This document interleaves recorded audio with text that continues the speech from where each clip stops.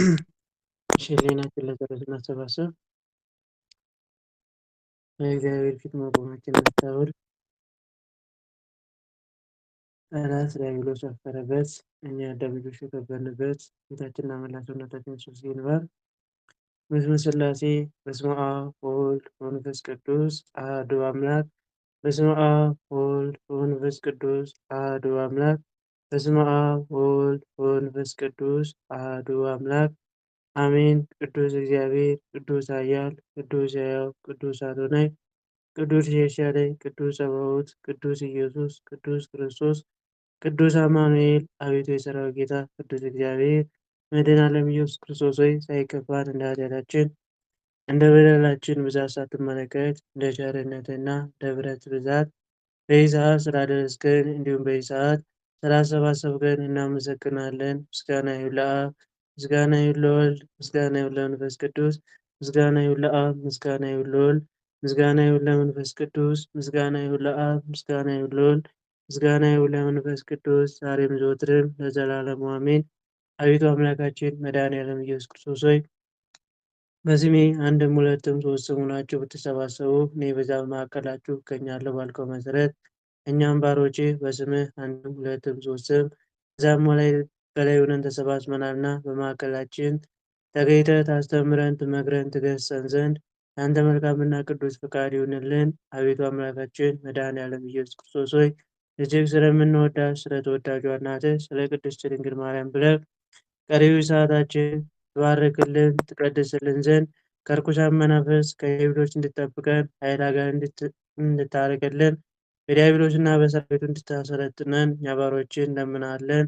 ከራስ ፀጉራችን እስከ እግር ጥፍራችን አድፍጠው የሚፈታተኑን እርኩሳን መናፍስት በመለኮታዊ ኃይል ቀጥቅጠህ ታስገዛልን ዘንድ እንማጸናለን። በሰላም አስጀምረህ በሰላም ታስፈጽመን ዘንድ ቅዱሱና ገናናውን ስምህን መጥራት ባይገባንም እንደ ምሕረትና እንደ ቸርነትህ እንደ ይቅርታህም ብዛት እንዲህ እያልን እንጠራለን። ስማን።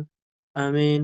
አባታችን ሆይ በሰማያት የምትኖር ስምህ ይቀደስ፣ መንግሥትህ ትምጣ፣ ፈቃድህ በሰማይ እንደሆነች እንዲሁም በምድር ትሁን። የዕለት እንጀራችንን ዛሬ ስጠን፣ በደላችንን ይቅር በለን እኛም የበደሉንን ይቅር እንደምንል። አቤቱ ወደ ፈተና አታግባን፣ ከክፉ ሁሉ አድነን እንጂ ይህች መንግሥት ያንተ ናትና ኃይል፣ ክብር፣ ምስጋና ለዘላለሙ አሜን። እመቤታችን ንጽሕት ቅድስት ድንግል ማርያም ሆይ በመልአኩ በቅዱስ ገብርኤል ሰላምታ ሰላም እንልሻለን። በሐሳብሽ ድንግል ነሽ፣ በሥጋሽም ድንግል ነሽ። አሸናፊ እግዚአብሔር እናት ሆይ ሰላምታ ላንቺ ይገባሻል።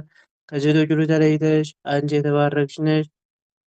የማኅፀንሽ ፍሬ መድኃኔዓለም ኢየሱስ ክርስቶስ የተባረከ ነው። ጸጋን የተመላሽ ንጽሕት ቅድስት ሆይ ደስ ይበልሽ። ጸጋን የተመላሽ ቅድስት ሆይ ደስ ይበልሽ። ጸጋን የተመላሽ ንጽሕት ሆይ ደስ ይበልሽ። ሉል እግዚአብሔር ከአንቺ ጋር ነውና ከተወደደው ልጅሽ ከጌታችን ከመድኃኒታችን ከኢየሱስ ክርስቶስ ዘንድ ይቅርታንና ምሕረቱን ለምኝልን ኃጢአታችን ማሰሪንን ዘንድ ለዘላለሙ አሜን። በስመ ሥላሴ በስመ አብ ወወልድ ወመንፈስ ቅዱስ አሐዱ አምላክ አሜን። በክርስቶስ ክርስቲያን በወልድ ወልደ እግዚአብሔር በመንፈስ መንፈሳውያን የተሰኛችሁ የልዑል እግዚአብሔር ቤተሰቦች እናቱ የእናታችን የቅድስት ድንግል ማርያም የአደራ የቃል ኪዳን ልጆች ባሰባሰበን በወደደን በደሙ በገዛን በኃያሉ በልዑል እግዚአብሔር ፍጹም ሰላምታ በያላችሁበት የክርስቶስ ሰላም ይብዛልኝ።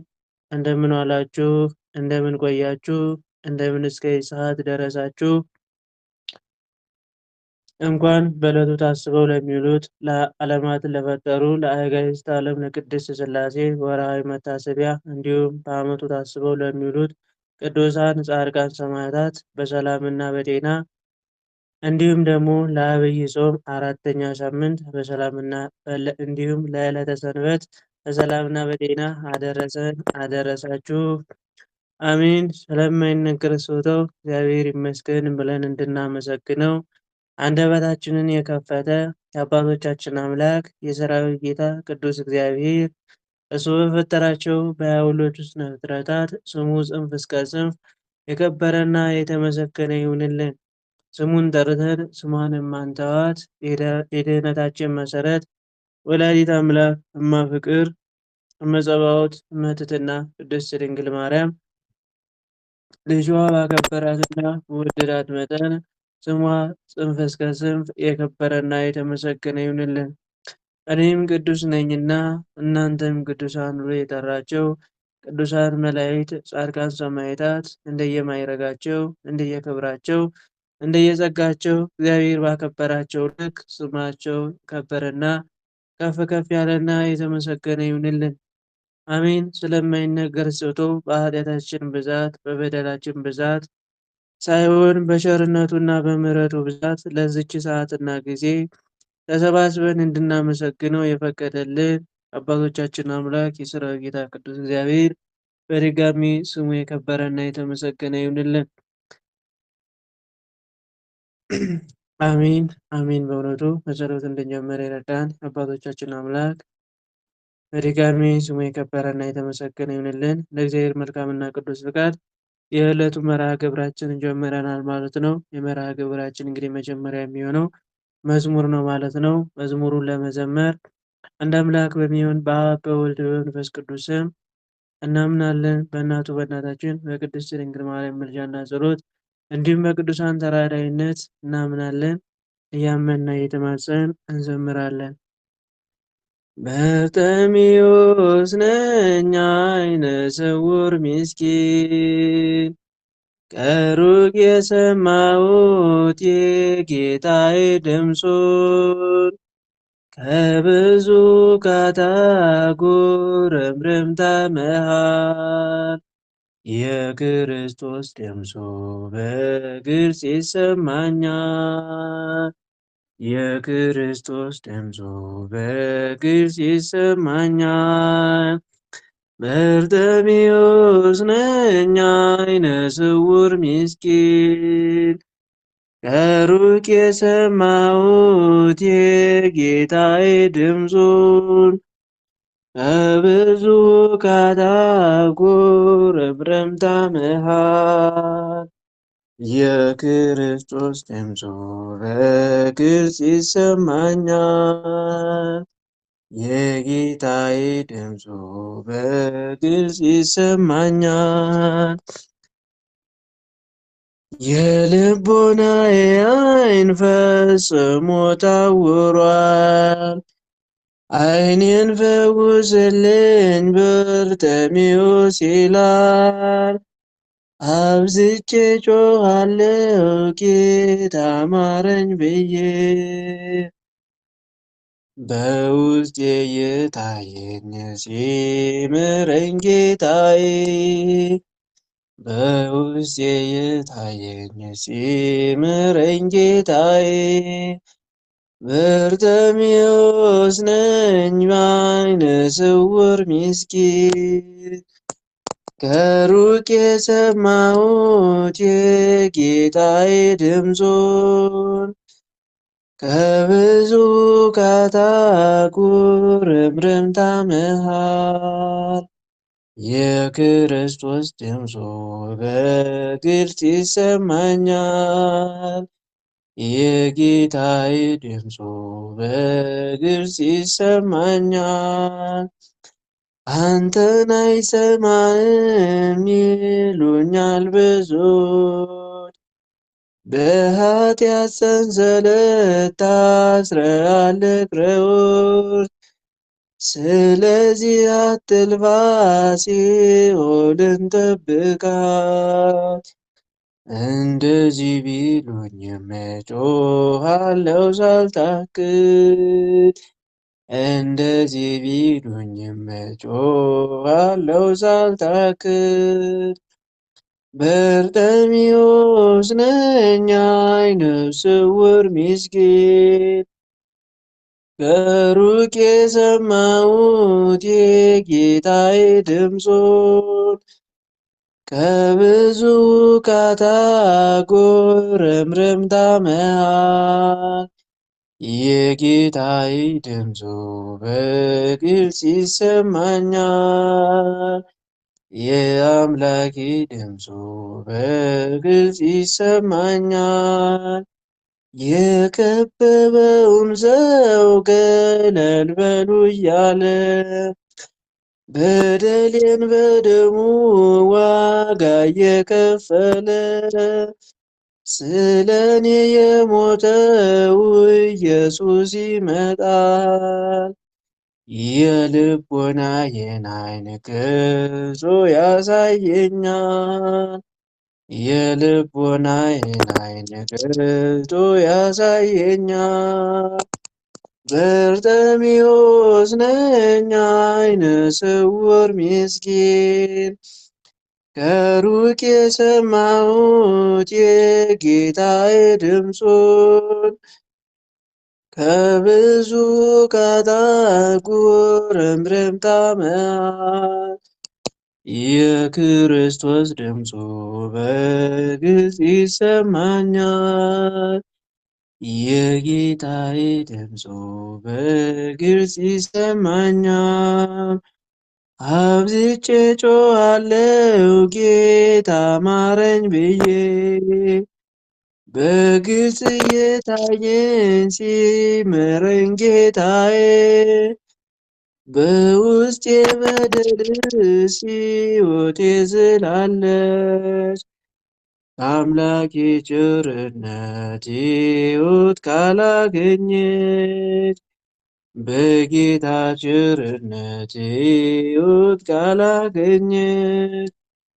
በርጤሜዎስ ነኝ ዓይነ ስውር ምስኪን፣ ከሩቅ የሰማሁት የጌታዬ ድምፁን፣ ከብዙ ቃታት ጉርምርምታ መሃል የክርስቶስ ድምፁ በግልጽ ይሰማኛል። የጌታዬ ድምፁ በግልጽ ይሰማኛል።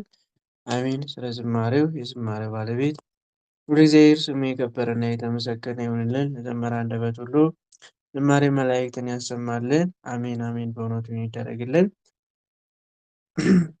በስመ ሥላሴ በስመ አብ ወወልድ ወመንፈስ ቅዱስ አሐዱ አምላክ አሜን። አንድ አምላክ በሚሆን በአብ በወልድ በመንፈስ ቅዱስ ስም መጋቢት 8 በዚች ዕለት የአንዴናው መኮንን ቅዱስ አርያኖስ በሰማዕትነት አረፈ። ይህም እንዲህ ነው። የከበሩ ፊልሞናና አብላኒዎስ በእርሱ እጅ በሰማዕትነት ከሞቱ በኋላ እርሱም በስቃይ ውስጥ ሳለ ከአማንያን አንዱ የቅዱሳን ከደማቸው ወስደህ ዓይንህን ብትቀባ በዳንክ ነበር አለው። ያን ጊዜም ከደማቸው ወስዶ ዓይኑን ቀባ። ወዲያውም ዓይኑ ወዲያው ድኖ ፈጽሞ አየ። ከዚያም በኋላ በቅዱሳን ላይ ባደረገው ክፉ ሥራ ሁሉ በድንቁርናው ምሕረት የሌለው ስቃይ ስላሰቃያቸው ታላቅ ጸጸትን ተጸጽቶ አዘነ። ተነስቶም ጣዖታቱን ሰበረ። በክብር ባለቤት በጌታችን በኢየሱስ ክርስቶስም አምኖ ምዕመናን ማሰቃየቱን ተወ። ዲዮቅልጥያኖስም ወሬውን በሰማ ጊዜ ጭፍሮቹን ልኮ ወደ እርሱ አስመጣው። በምን ምክንያት አማልክትን ማምለክ እንደተወ ጠየቀው። እርሱም በቅዱሳን ሰማዕታት እጅ እግዚአብሔር የሚሰራቸውን አስደናቂ ታምራትን ሊነግረው ጀመረ። ጣዖቶቻቸውም እንዴት እንደሚቆራርጧቸው በየአይነቱ በሆነ ስቃይም ሲያሰቃዩአቸው ያለምንም ጉዳት ጤነኞች ሆነው ተመልሰው እንደሚነሱ ዲዮቅልጥያኖስ የታምራቱን ነገር ስለነገረው ተቆጣ። ጽኑ የሆነ ስቃይም እንዲያሰቃዩ ታዘዘ። ሁለተኛም ከጉድጓድ እንዲጨምሩት እስከሚሞትም የጉድጓድ አፍ እንዲዘጉ አዘዘ። እንዲህም አደረጉ። የክብር ባለቤት ጌታችን መድኃኔዓለም ኢየሱስ ክርስቶስ መልአኩን ልኮ ከጉድጓድ አውጥቶ በንጉሥ ዲዮቅልጥያኖስ መኝታ ላይ አቆመው። ንጉሡም በነቃ ጊዜ አይቶ ደነገጠ፣ ፈራ። ማን አንተ አለው። እርሱም እኔ የአንዴናው ገዢ አርያኖስ ነኝ ብሎ መለሰለት። ንጉሡም ደንግጦ እየተንቀጠቀጠ በማቅ ጠቅልለው ከባህር ውስጥ እንዲያሰጥሙ ታዘዘ። በባህር ውስጥም ነፍሱ ለጌታችን እጅ ሰጠ። እንዲህም ሆነ። ቅዱስ አርያኖስ ዘመዶቹና አገልጋዮቹን ሲሰናበታቸው እንዲህ ብሎ ነገራቸው። ለሥጋዬ እርሱ እንደሚያስብና ወደ ሀገሬ ወደ አንዴናው እንደሚመልሰው በሌሊት ራእይ እግዚአብሔር አስረድቶኛል። እናንተም በእስክንድርያ ወደብ ሥጋዬን ጠብቁ አላቸው። ባሰጠሙት ጊዜ ጌታችን አሳንባሪን አዘዘ። አሳንባሪውም ተሸክሞ ወስዶ በእስክንድርያ ወደብ አውጥቶ በየብስም ላይ አኖረው። አሽከሮችም ከዚያ እየጠበቁት ነበረ። ወደ ሀገሩም ወደ አዴናው አደርሰው ከቅዱሳን ሰማዕታት ከፊልሞናና ከአብላኒዎስ ከሥጋቸው ጋር በአንድነት አኖሩት። በረከቱ ከእኛ ጋር ትኑር ለዘላለሙ አሜን። ሰላም ለአርያኖስ አማልክቲዩ ሃዳይ ዘታሎ ፍጹም ለእግዚአብሔር አህብ ዲዮቅልጥያኖስ ሙክ ቢጽ አራዊት ወየዛው ማህደረ ደፈኑ አፈ ግብ ማርያ ብላአልት ምዝካቡ ንጹፍ ረክበ አርያ። በዚችም ቀን ቅዱስ ማትያስ ሐዋርያ ያረፈበት ዕለት ነው። በዚች ዕለትም ደግሞ በአስቆሮቱ ይሁዳ ፈንታ ተሽሞ ከ12ቱ ሐዋርያት አንዱ የሆነው ሐዋርያው የማትያስ ዕረፍቱ መታሰቢያ ሆነ። ይህም ሰውን ወደሚበሉ ሰዎች አገር ወንጌልን ይሰብክላቸው ዘንድ በሄደ ጊዜ ወዲያውኑ ይዘው ዓይኖቹን አውልቀው አሰሩት። ምግባቸውም የምጻተኛ ሰው በድን ስለሆነ ልማዳቸውም እንዲህ ነው። ምጻተኛ ሰው ሲይዙ ዓይኖቹን አውልቀው በእስር ቤት ያኖሩታል። የያዙበትንም ቀን ይጽፋሉ። 30 ቀን እስኪፈጸም ሳር ያብሉታል። ከዚያም በኋላ ወጥተው አውርደው ይበሉታል። ሐዋርያው ማትያስም ታስሮ ሳለ 30ው ቀን ሳይፈጸም በጌታችን ትእዛዝ ሐዋርያው እንድርያስ ወደ እርሱ ደረሰ። የአገሩ ሰዎች የሚሰሩትን ክፉ ሥራ አይቶ አደነቀ፣ እጅግም አዘነ። እስረኞችም ሁሉ አውጥቶ የአገሩ ሰዎች ወደማያገኛቸው ቦታ አኖራቸው። እነርሱ ግን ሁለቱ ሐዋርያት እንድርያስና ማትያስ ተገለጹላቸው። የአገሩም ሰዎች ያዟቸው፣ በአንገታቸው ገመድ አስገብተው እስከ 3 ቀንም በአገሩ ጥጋጥግ ጎተቷቸው። ሐዋርያትም ስለዛች አገር ሰዎች ስለ ደህንነታቸው ወደ እግዚአብሔር ጸለዩ። ያን ጊዜ ከወህኒ ቤቱ ምሰሶ ስር ውሃን አፈለጉ። ውሃውም ከፍ ከፍ ብሎ በሀገር ውስጥ እስከሚጥለቀለቅ ወደ ሰዎች አንገት እስከደረሰ እየበዛ ሄደ። በተጨነቁና የሕይወታቸው ተስፋ በቆረጡ ጊዜ ወደ ሐዋርያት መጡ። በፊታቸውም ኃጢአታቸው እየተናዘዙ አለቀሱ። ሐዋርያትም በክብር ባለቤት በጌታችን በኢየሱስ ክርስቶስም አመኑ። እናንተም ትድናላችሁ አሏቸው። እሊያም ሁሉ በክብር ባለቤት በጌታችን በኢየሱስ ክርስቶስ አመኑ። ሐዋርያትም አስተማሯቸው፣ ገሰጿቸው። የአንድነትን የሦስትነትን የመድኃኒታችን ሰው የሆኑ ምስጢር ገለጹላቸው። ደግሞም ይህን የአራዊት ጠባይ ጌታችን ከእነርሱ ያድግ ዘንድ ጸለዩላቸው። ከዚህም በኋላ በአብ በወልድ በመንፈስ ቅዱስ ስም አጠመቋቸው። ያ የአውሬ ጠባይ ከእነርሱም ርቆ ሰው የሚመገበውን የሚመገቡ የዋሆች ቅኖች ሆኑ። ኤጲስቆጶሳትን፣ ቀሳውስትን፣ ዲያቆናትን ሾሙላቸው። በቀናች ሃይማኖትም ያጽኗቸው፣ እያስተማሯቸው 30 ቀኖች ያህል ከእነርሱ ጋር ኖሩ። ከዚህም ወጥተው ሄዱ። የአገር ሰዎችም ግን በሌላ ጊዜ ወደ እነርሱ እንዲመልሱላቸው ሐዋርያትን ለመኗቸው። ሐዋርያው ማትያስ ወደ ደማስቆ ከተማ ገብቶ በክብር ባለቤት በጌታችን በኢየሱስ ክርስቶስም ሰበከ። የአገሩም ሰዎች ይዘው በብረት አለንጋ ላይ አስተኝተው በበታች 6 ቀን 6 ሌሊት እሳት አነደዱ። ሊያዩትም ወደ እርሱ በመጡ ጊዜ ፊቱ እንደ ፀሐይ ሲያበራ አገኙት። ሥጋውንም ሆነ የራስ ጠጉሩንም ወይም ልብሶችንም ምንም እሳት አልነካውም። እጅግም አደነቁ። አሁንም ዳግመኛ 24 ቀን ሲፈጸም ድረስ ሐዋርያው ቅዱስ ማትያስ በተኛበት በዚያ የብረት አለንጋ በታች እሳት አነደዱ። ከዚህም በኋላ ከእሳት ባወጡ ጊዜ ያለምንም ጉዳት ጤነኛ ሆነው አገኙት። እጅግም አደነቁ። በክብር ባለቤት በጌታችን በኢየሱስ ክርስቶስም አመኑ። እነርሱም በአብ በወልድ በመንፈስ ቅዱስ አጠመቃቸው። ካህናትንም ሾመላቸው። በቀናች ሃይማኖት እያጸናቸው ከእነርሱ ጋርም ኖረ።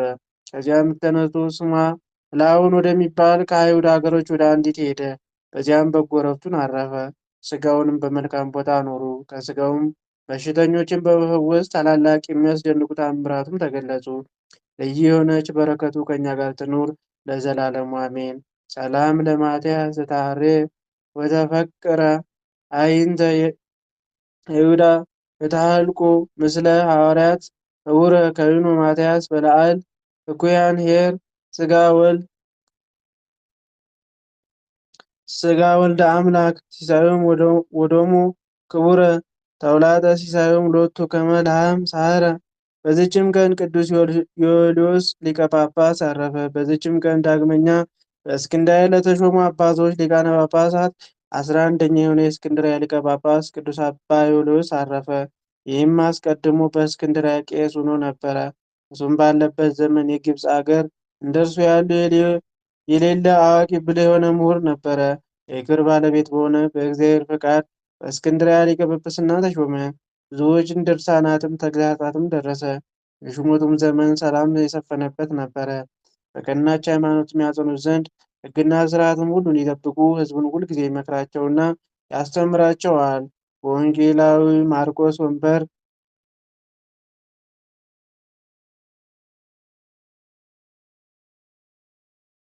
10 ዓመት ከኖረ በኋላ በሰላም በፍቅር አረፈ። በረከቱ ከኛ ጋር ትኑር ለዘላለሙ አሜን።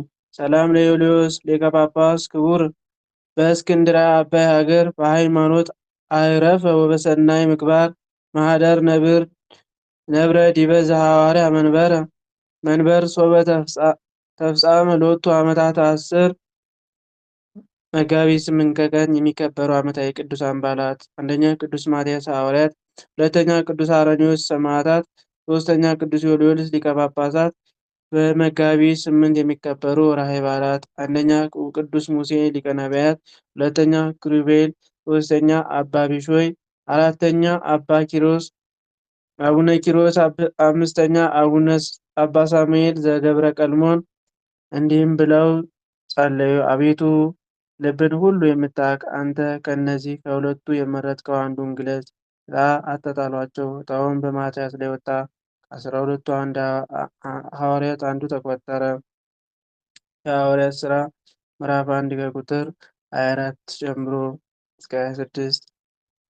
ጌታ ሆይ ከብልጽግናቸው ብዛት የተነሳ ብዙ መባን ካገቡት ይልቅ የድሃይቱን አነስተኛ መባ እንደተቀበልክ ለሁልጊዜ የሚያገለግሉን አእላፍ መላእክትን እያሳሰብን በችግራችን ጊዜ የምናቀርብልን ምስጋና ተቀበል። እናንተም ቅዱሳን ነቢያት፣ የወንጌል ሰባኪያን ሐዋርያት፣ ሰማዕታት፣ ጻድቃን፣ ትጉሃን መላእክት፣ ፍጹማን ደናግል እንዲሁም ደጋጎች መነኮሳት ሆይ ልጅ አዋቂ ሳንል ይህን የምንሰባሰብበትን ጉባኤ ባርኩ።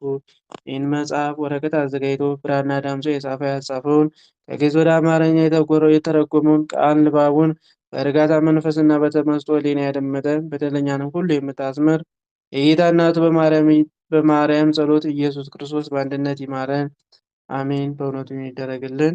የሰማነውን በልቦናችን ያሳድርብን። ከሰንበት ረድኤት በረከትን ይክፈለን።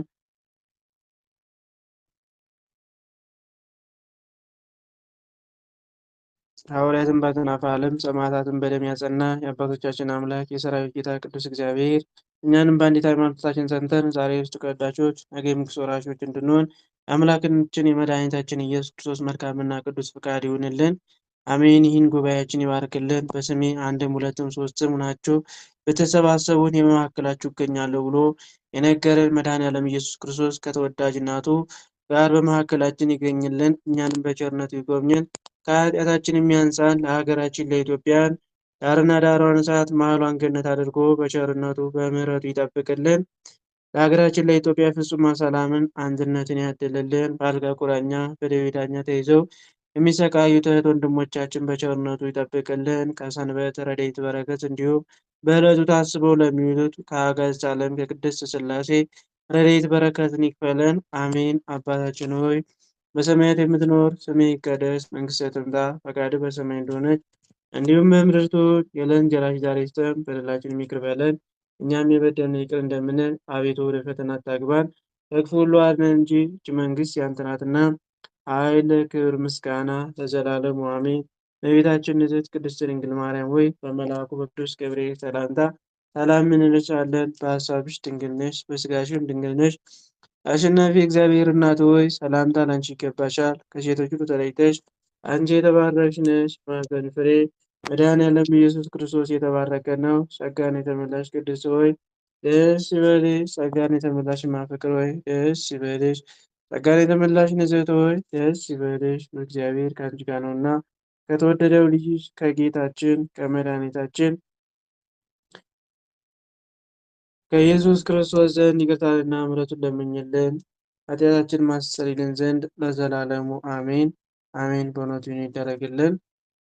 እሺ ወንድሞቼ እንደ እግዚአብሔር መልካምና ቅዱስ ፈቃድ የዕለቱን ስንክሳር አንብበን ተመልሰናል ማለት ነው። አሁን በቀጥታ የምንሄደው ከስንክሳሩ ምን ምን እንደተማርን እንደማስታወልና ምን ምን ልንማር እንችላለን ወደሚለው እንሄዳለን። ከዛ በፊት እንግዲህ የዐቢይ ጾም 4ኛ ሳምንት ላይ ደርሰናል ማለት ነው። ዛሬ 4ኛ ሳምንት እንደሚታወቀው እንግዲህ 4ኛ ሳምንት ስያሜው ማን ይባላል? መጻጉዕ ይባላል። እንግዲህ ከዚህ በፊት 3 ሳምንታቶችን አሳልፈናል።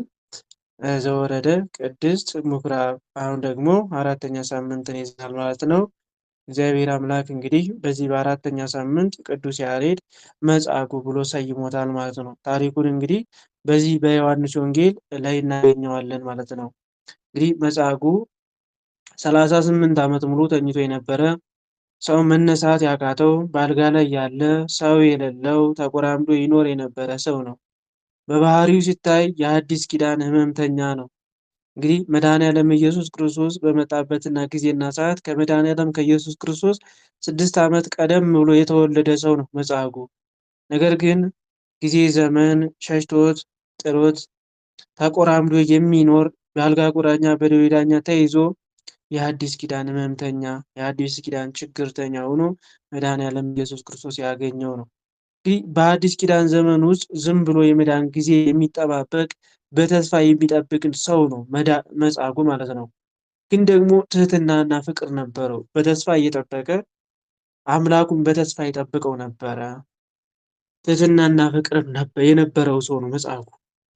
በሽተኛ ስለሆነ ብቻ አይነጫነጭም፣ ተስፋ አልቆረጠም። የሚገርማችሁ ነገር ትህትናውና ፍቅሩን ወረድ ብለን ስናነብ እንመለከተዋለን። ትህትናን ከፍቅር ጋር የያዘ ነው።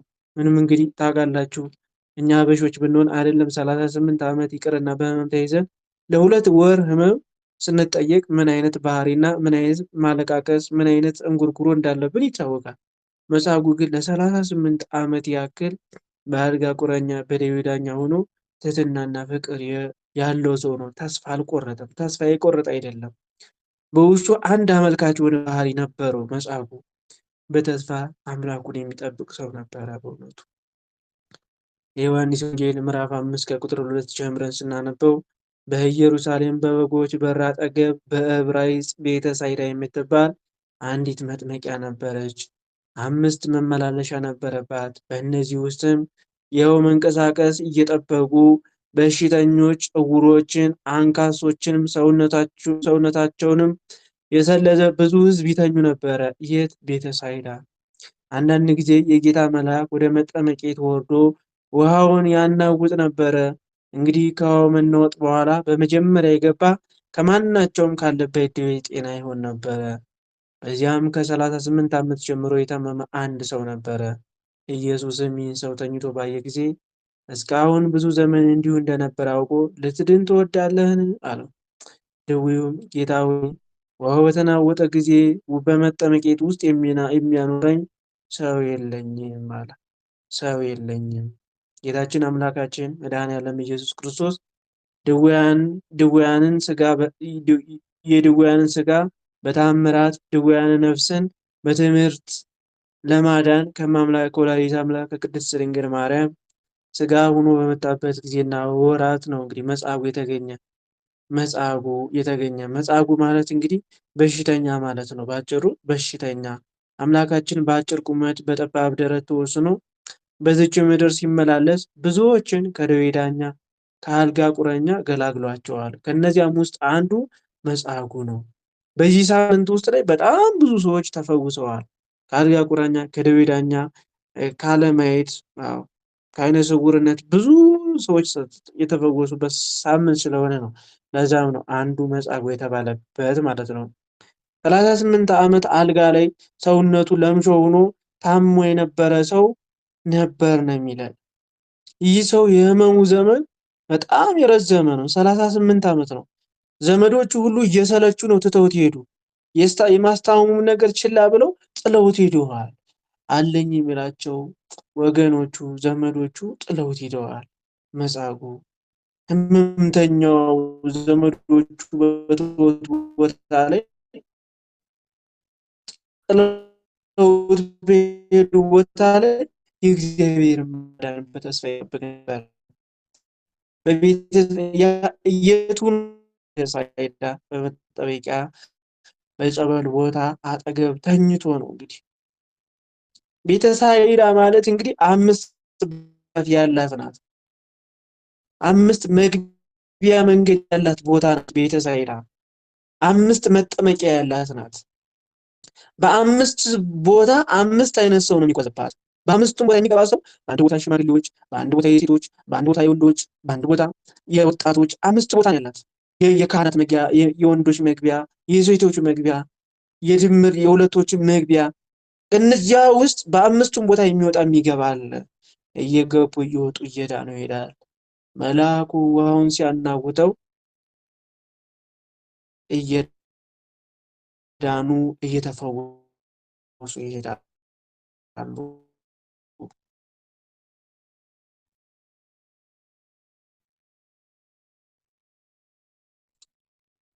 ዛሬ ላይ ቅድስት ቤተክርስቲያንም ልክ በዚያ ልክ ነው አሰራሩ አይደለ? 5 መግቢያ ያላት አይደለ? ካህናት መግቢያ በስተ ምስራቅ፣ የሴቶች መግቢያ በስተደቡብ፣ የወንዶች በስተሰሜን እንዲሁም ደግሞ በስተፊት ለፊት ደግሞ የምዕመናን ወንዶችም ሴቶችም የሚገቡበት በራፍ አለ አይደለ? ቅድስት ቤተክርስቲያን በምክንያት ነው የምትሰራ እና በዚያን ጊዜ እና ሰዓት ሴቶች በሚገቡበት ወንዶች አይገቡም። ሽማግሌዎች በሚገቡበት ወጥ ነበር ያለ መጠመቂያ ቦታው መጻጉዕ ሊጠመቅበት የሚፈልገው የሚገፈትረው ሰው ግን የለም። እዛች የሚጥለው ለደቂቃ የሚጥለው። አንዳንድ ጊዜ ወንድሞች እንደዚህ አይነት ነገር አለ። ሰው የምንሄድበት ቦታ አለ። ሰው በሰው ተከበን ግን የሚረዳን ማጣት፣ ህመማችን የሚሸከም ማጣት፣ የሚያግዘን ሰው ማጣት። ሰው አለ፣ ቤተሰብ አለ፣ እህት ወንድም አለ፣ የሆነ ሰው አለ፣ በቃ በዙሪያችን ሰዎች አሉ። ግን እኛ ውስጣችን የሚረዳን የሆነ ሰው ነግረን የምንልበት ሰው አይነት አለ የለም። ይጠፋብናል። ሰው ሞልቶ ሰው ጠፋ የሚባል ነገር አለ። የሚያግዝን ውስጣችን የሚረዳ ሰው ስኪውን አለ እኮ። ሰው እኮ የለም። ሰው ጠፍቶባችሁ ግን የሚረዳችሁ ስላጣችሁ ብቸኝነት ይሰማችኋል። በቃ እናንተ የምታወሩት የማይገባቸው ነው ማለት ነው። መጻጉዕ ሰው ሞልቷል አለ በዙሪያው፣ ግን የሚረዳው የለም፣ የሚከተው የለም። ሰው የለኝም አለ። ሰው የማጣት ጉዳይ ከባድ ነው ወንድሞቼ። ሰው የማጣት ጉዳይ ተስፋ ያስቆርጣል። አንዳንዴ ሰው ከጎናችሁ ስታጡ ሰው ስታጡ ሞት ትመኛላችሁ በራሳችሁ ጊዜ። ያ ምንድን ነው ሰው ማጣት ነው። ሰው ማጣቱ 38 ዓመት ሙሉ በሽተኛ እንዲሆን አድርጎታል መጻጉዕ ወንድሞች። የአእምሮ በሽተኛ፣ ከአልጋ የማይላቀቅ በሽታ፣ ሰው ማጣት። ሁሉም ለራሱ ድኖ ይሄዳል፣ እየመጣ እየዳነ ይሄዳል። ሌላ የሚፈልግ የለም ነበር በሰዓቱ የተጣለን የሚያነሳ፣ የታመመን የሚጠይቅ፣ የተረሳን የሚያስታውስ አንድም ሰው የለም ነበር። በየት በአዲስ ኪዳን ጅማሬ ውስጥ ክርስቶስ ሰው ሆኖ በመጣበት ጊዜና ሰዓት ውስጥ እንዴት አስቸጋሪ ጊዜ ነው ወንድሞች። ሰው ሞልቶ ሰው የሚረዳን ስናጣ፣ በዚህ ስንለው የሚረዳን የሚያግዘን ስናጣ፣ ብዙ ነገር እያለ ብዙ መጠቀም እየቻል የሚያግዘን ስናጣ ሰው የለኝም ማለት። ግን የሚገርማችሁ ነገር ሰው የለኝም ከማለቱ በፊት ድህነትን የሚፈልግ ነው፣ በተስፋ የሚጠባበቅ ነው። ድምፆቹ ግን በጣም የሚገርሙ ናቸው። አሁን እዚህ ጋር ትኩረት የምናደርገው ወንድሞች ትህትናና ፍቅር ነበረው ክርስቶስ ሲጠይቀው። አይገርማችሁ? በትህትና ነበር የጠየቀው። ሰው ሆኖ እንግዲህ የ33 ዓመት ወጣት ሆኖ ነው መድኃኒዓለም ኢየሱስ ክርስቶስ ወደ መጻጉዕ ሄደና ጠየቀው። ሲጠይቀው ትህትናና ፍቅር ነበረው። ጌታ ሆይ ያላየችው እንግዲህ አስቡ። የ38 ዓመት ወጣትና የ38 ሽማግሌና የ33 ይለያያል። ጌታ ሆይ ያለ አምላኩ ወደሱ ሲሄድ እሱ አላወቅም፣ ከየት እንደመጣ ማን እንደሆነ አያውቅም። አንድ ወጣት ነው የሚታየው ከፊት ለፊቱ። እንግዲህ ያረጀ ፊት አልያዘም። የ33 ጌታ ሆይ ሰው የለኝም አለ። ይገርማል አይደለም? በ6 ዓመት ይበልጠዋል፣ ግን ጌታ መሆኑን አወቀና ከውስጥ በኩል ተስፋ ስላለው በፍቅርና በትህትና አስታውሉ። ኢማጂን ዛሬ ላይ እናንተ ታማችሁ የሆነ ሳይም ላይ ልክ በእኛ በአበሾች ስታንዳርድ ስንጓዝ ታማችሁ የሆነ ሰው ሊጠይቃችሁ ሲመጣ ምን አይነት ነው የምትሉት? ልትድን ትወዳለህ ምናምን ብላችሁ ምሬት ነው የምታሳዩት። የምን ድምፅ ነው የምታስሙት? የምሬት ድምፅ። እንደዚህ ሆኜ ተሰቃየ፣ እንደዚህ ሆኜ ይሄን ያህል ዓመት ተሰቃየሁ፣ እግዚአብሔርም ረስቶኛል መሰለኝ። ለምንድን ነው እኔ እግዚአብሔር የሚያስታውሰኝ? ይህን ያህል ጊዜ 2 ወር ታምናችሁ እኮ 3 ወር ይባል። ኢማጂን አስበው። መጽሐፉ 38 ዓመት በሽተኛ ነው። ልትድን ትወዳለህ ሲለው ጌታ ሆይ አለ። አያችሁ፣ ልቅሶ ነው። የሆነ ሰው ታማችሁ ሊጠይቃችሁ ሲመጣ እንዴት ነው የሚቀድማችሁ? እንባችሁ ነው የሚቀድማችሁ። ብዙዎቻችሁ እየየ ነው በቃ እንባችሁ ነው የሚቀድማችሁ። የሆነ ሰው ሊጠይቃችሁ ታማችሁ እንዴት አደርሽ፣ በጎ አደርሽ፣ አሁን እሱ ገቢ፣ አሁን ስራ፣ እንደዚህ ሁኜ እግዚአብሔርም አረስቶኛል። እንግዲህ መጽሐፉ ይህ ፍቅርና ትሕትና ነበር። በ38 ዓመት ውስጥ በሽታ ተይዞ ከአልጋ ቁራ እንዴት ነው እናንተ ለ3 ለ5 4 ከአልጋ ሳትነሱ ሰማይን ሳታዩ እግዚአብሔር የሚጠይቃችሁን ሰው በሰላም ትመልሳላችሁ ብላችሁ ታስባላችሁ? በፍቅር ትመልሳላችሁ? ብትድን ትወዳለሽ ቢልሽ እንዴ ምንድን ነው የሚጠይቀኝ ደግሞ? ምን እያለ ነው? ምን እያለች ነው የምትለው? ጌታ ሆይ ያለ ሰው የለኝም ማለት ብዙዎቻችን በመንፈሳዊ ሕይወታችን የሚገርማችሁ እግዚአብሔርን መጠበቅ የሚለው ነገር በእግዚአብሔር ስራ ላይ እግዚአብሔርን የመጠበቅ የድህነትን መንገድ ወይም ደግሞ እግዚአብሔርን ተስፋ አድርጎ ለመጠበቅ እድሉ የለንም። በጣም ችኩሎች ነን። አንድም ከመንፈስ ነው። ክፉ መንፈስ በባህሪው በመንፈሳዊ ሕይወታችን ስንመጣ በቃ ተሎ ድህነት እንድታገኙ ከውስጥ ያቻኩላቸዋል። የእግዚአብሔር ጊዜ የሚለውን ነገር ያስረሳና ይኸው ተጠመቅሽ፣ ጸለይሽ፣ ሰገድሽ፣ እግዚአብሔር አልሰማሽም፣ ስለዚህ አትዳንሽም፣ እየዳንሽ ያለች በእግዚአብሔር ላይ እንድናምፅ ያቻኩለናል። ይሄ የእግዚአብሔርን ጊዜ መጠበቅ። መጽሐፉ ግን የእግዚአብሔር ማዳን ተስፋ አድርጎ ይጠብቅ ነበር። ተስፋ ያድርግልን። አንድም ተስፋ ማድረጉ እንዴት ነው ካላችሁኝ፣ ጌታ ሆይ ያለ ሰው የለኝም አለ። እንደሚድን አውቋል። በቃ ተስፋ አለው። የውስጥ ብርሃን አለው። የሆነ የውስጥ የበራለት ብርሃን አለ። ንግግሮቹ ይገልጻሉ እንደሚጠብቅ በተስፋ ምንም እንኳን ለጊዜው ቢጨልምበት የጨለመበት ቢመስለው እንኳን በአልጋ ቁራኛ ቢሆንም እንኳን ከፊት ለፊቱ በውስጡ የሚያየው ብርሃን አለ። የመዳን ብርሃን አለ። ጌታ ሆይ ያለ በቃ ለዚህ ምስክሩ ጌታ ሆይ አምላኩን አወቀ። አያችሁ የት እንደመጣን እንኳን ሳያውቀው ማን እንደሆነ ሳያውቀው ጌታ ሆይ ያለ በውስጥ የነበረው በስጥ ሌና የነበረው አወቀ። በውስጡ አያችሁ በውስጡ የነበረውን ብርሃን አየ። የማንም ብርሃን? የጌታን ብርሃን፣ የአምላክን ብርሃን። አሁን ብዙዎቻችን እኮ የምንቸገረው ውስጣችን ስለጠፋ። አሁን የብዙዎቻችን እርግጠኛውን ውስጣችን ጠፍቶናል። ውስጣችን ሲጠፋ እንዲሁ ተቅበዝባዥ እንሆናለን። በቃ የምንይዘው የምንጨብጠው የምንሰራው ለምን እንደምንሆን እንዴት እየሄድን እንደተጓዝ እንኳን ይጠፋብናል። በቃ ኢቭን እንኳን ንግግሮቻችን ራሱ ይጠፋብናል። በቃ ወስላታዎች በቃ አሁን የተናገርነው ዝም ብለን መቼ እንደዳወራ ራሱ እንረሳዋለን። በቃ አሁን ይዘን ዕቃ ይዘን እንዳብሳለን። ዕቃ ይዘን በእጃችን ወለለ ቁመን አንፈልገው አለ ብለን እናበጥረዋለን። ያስቀመጥንበት ይጠፋናል። አሁን የሆነ ቦታ አስቀምጠን ዕቃ አጣጥበን ሳህን ምናምን አስቀምጠን ይሆን የጥሩ ነገር አሁን ይጠፋና የት ነበር ያደረኩት? ራሳችን ይዘን ከዛ ቅርበን ውስጣችን እንደዚህ ሲጠፋ እንደዚህ ነው። አያችሁ የማስተዋል መንፈስ ከአእምሯችንና ከህሊናችን እስኪ ራሳችሁን ተገንዘቡት። በምን ያክል ደረጃ ያስቀመጣችሁት ዕቃ እንደው ታገኙታላችሁ በቶሎ ወይም ደግሞ ታስታውሳላችሁ። አዎ የውስጥ ብርሃን ነበር። የሚገርማችሁ ነገር ጌታ የጠየቀው ጊዜ ምላሽ ሰጠ። በጣም ያን ጊዜ በጣም ፍቅር የነበረው ሰው ነው። ምንም ችግሩ እንኳን ቢበዛበት፣ መከራው ቢደራረብበት፣ ሰው ቢጠፋበትም እንኳን አንድ ሰው ሲመጣበት ጌታ ሆይ ያለው አያችሁ አምላኩ ጌታ ሆይ።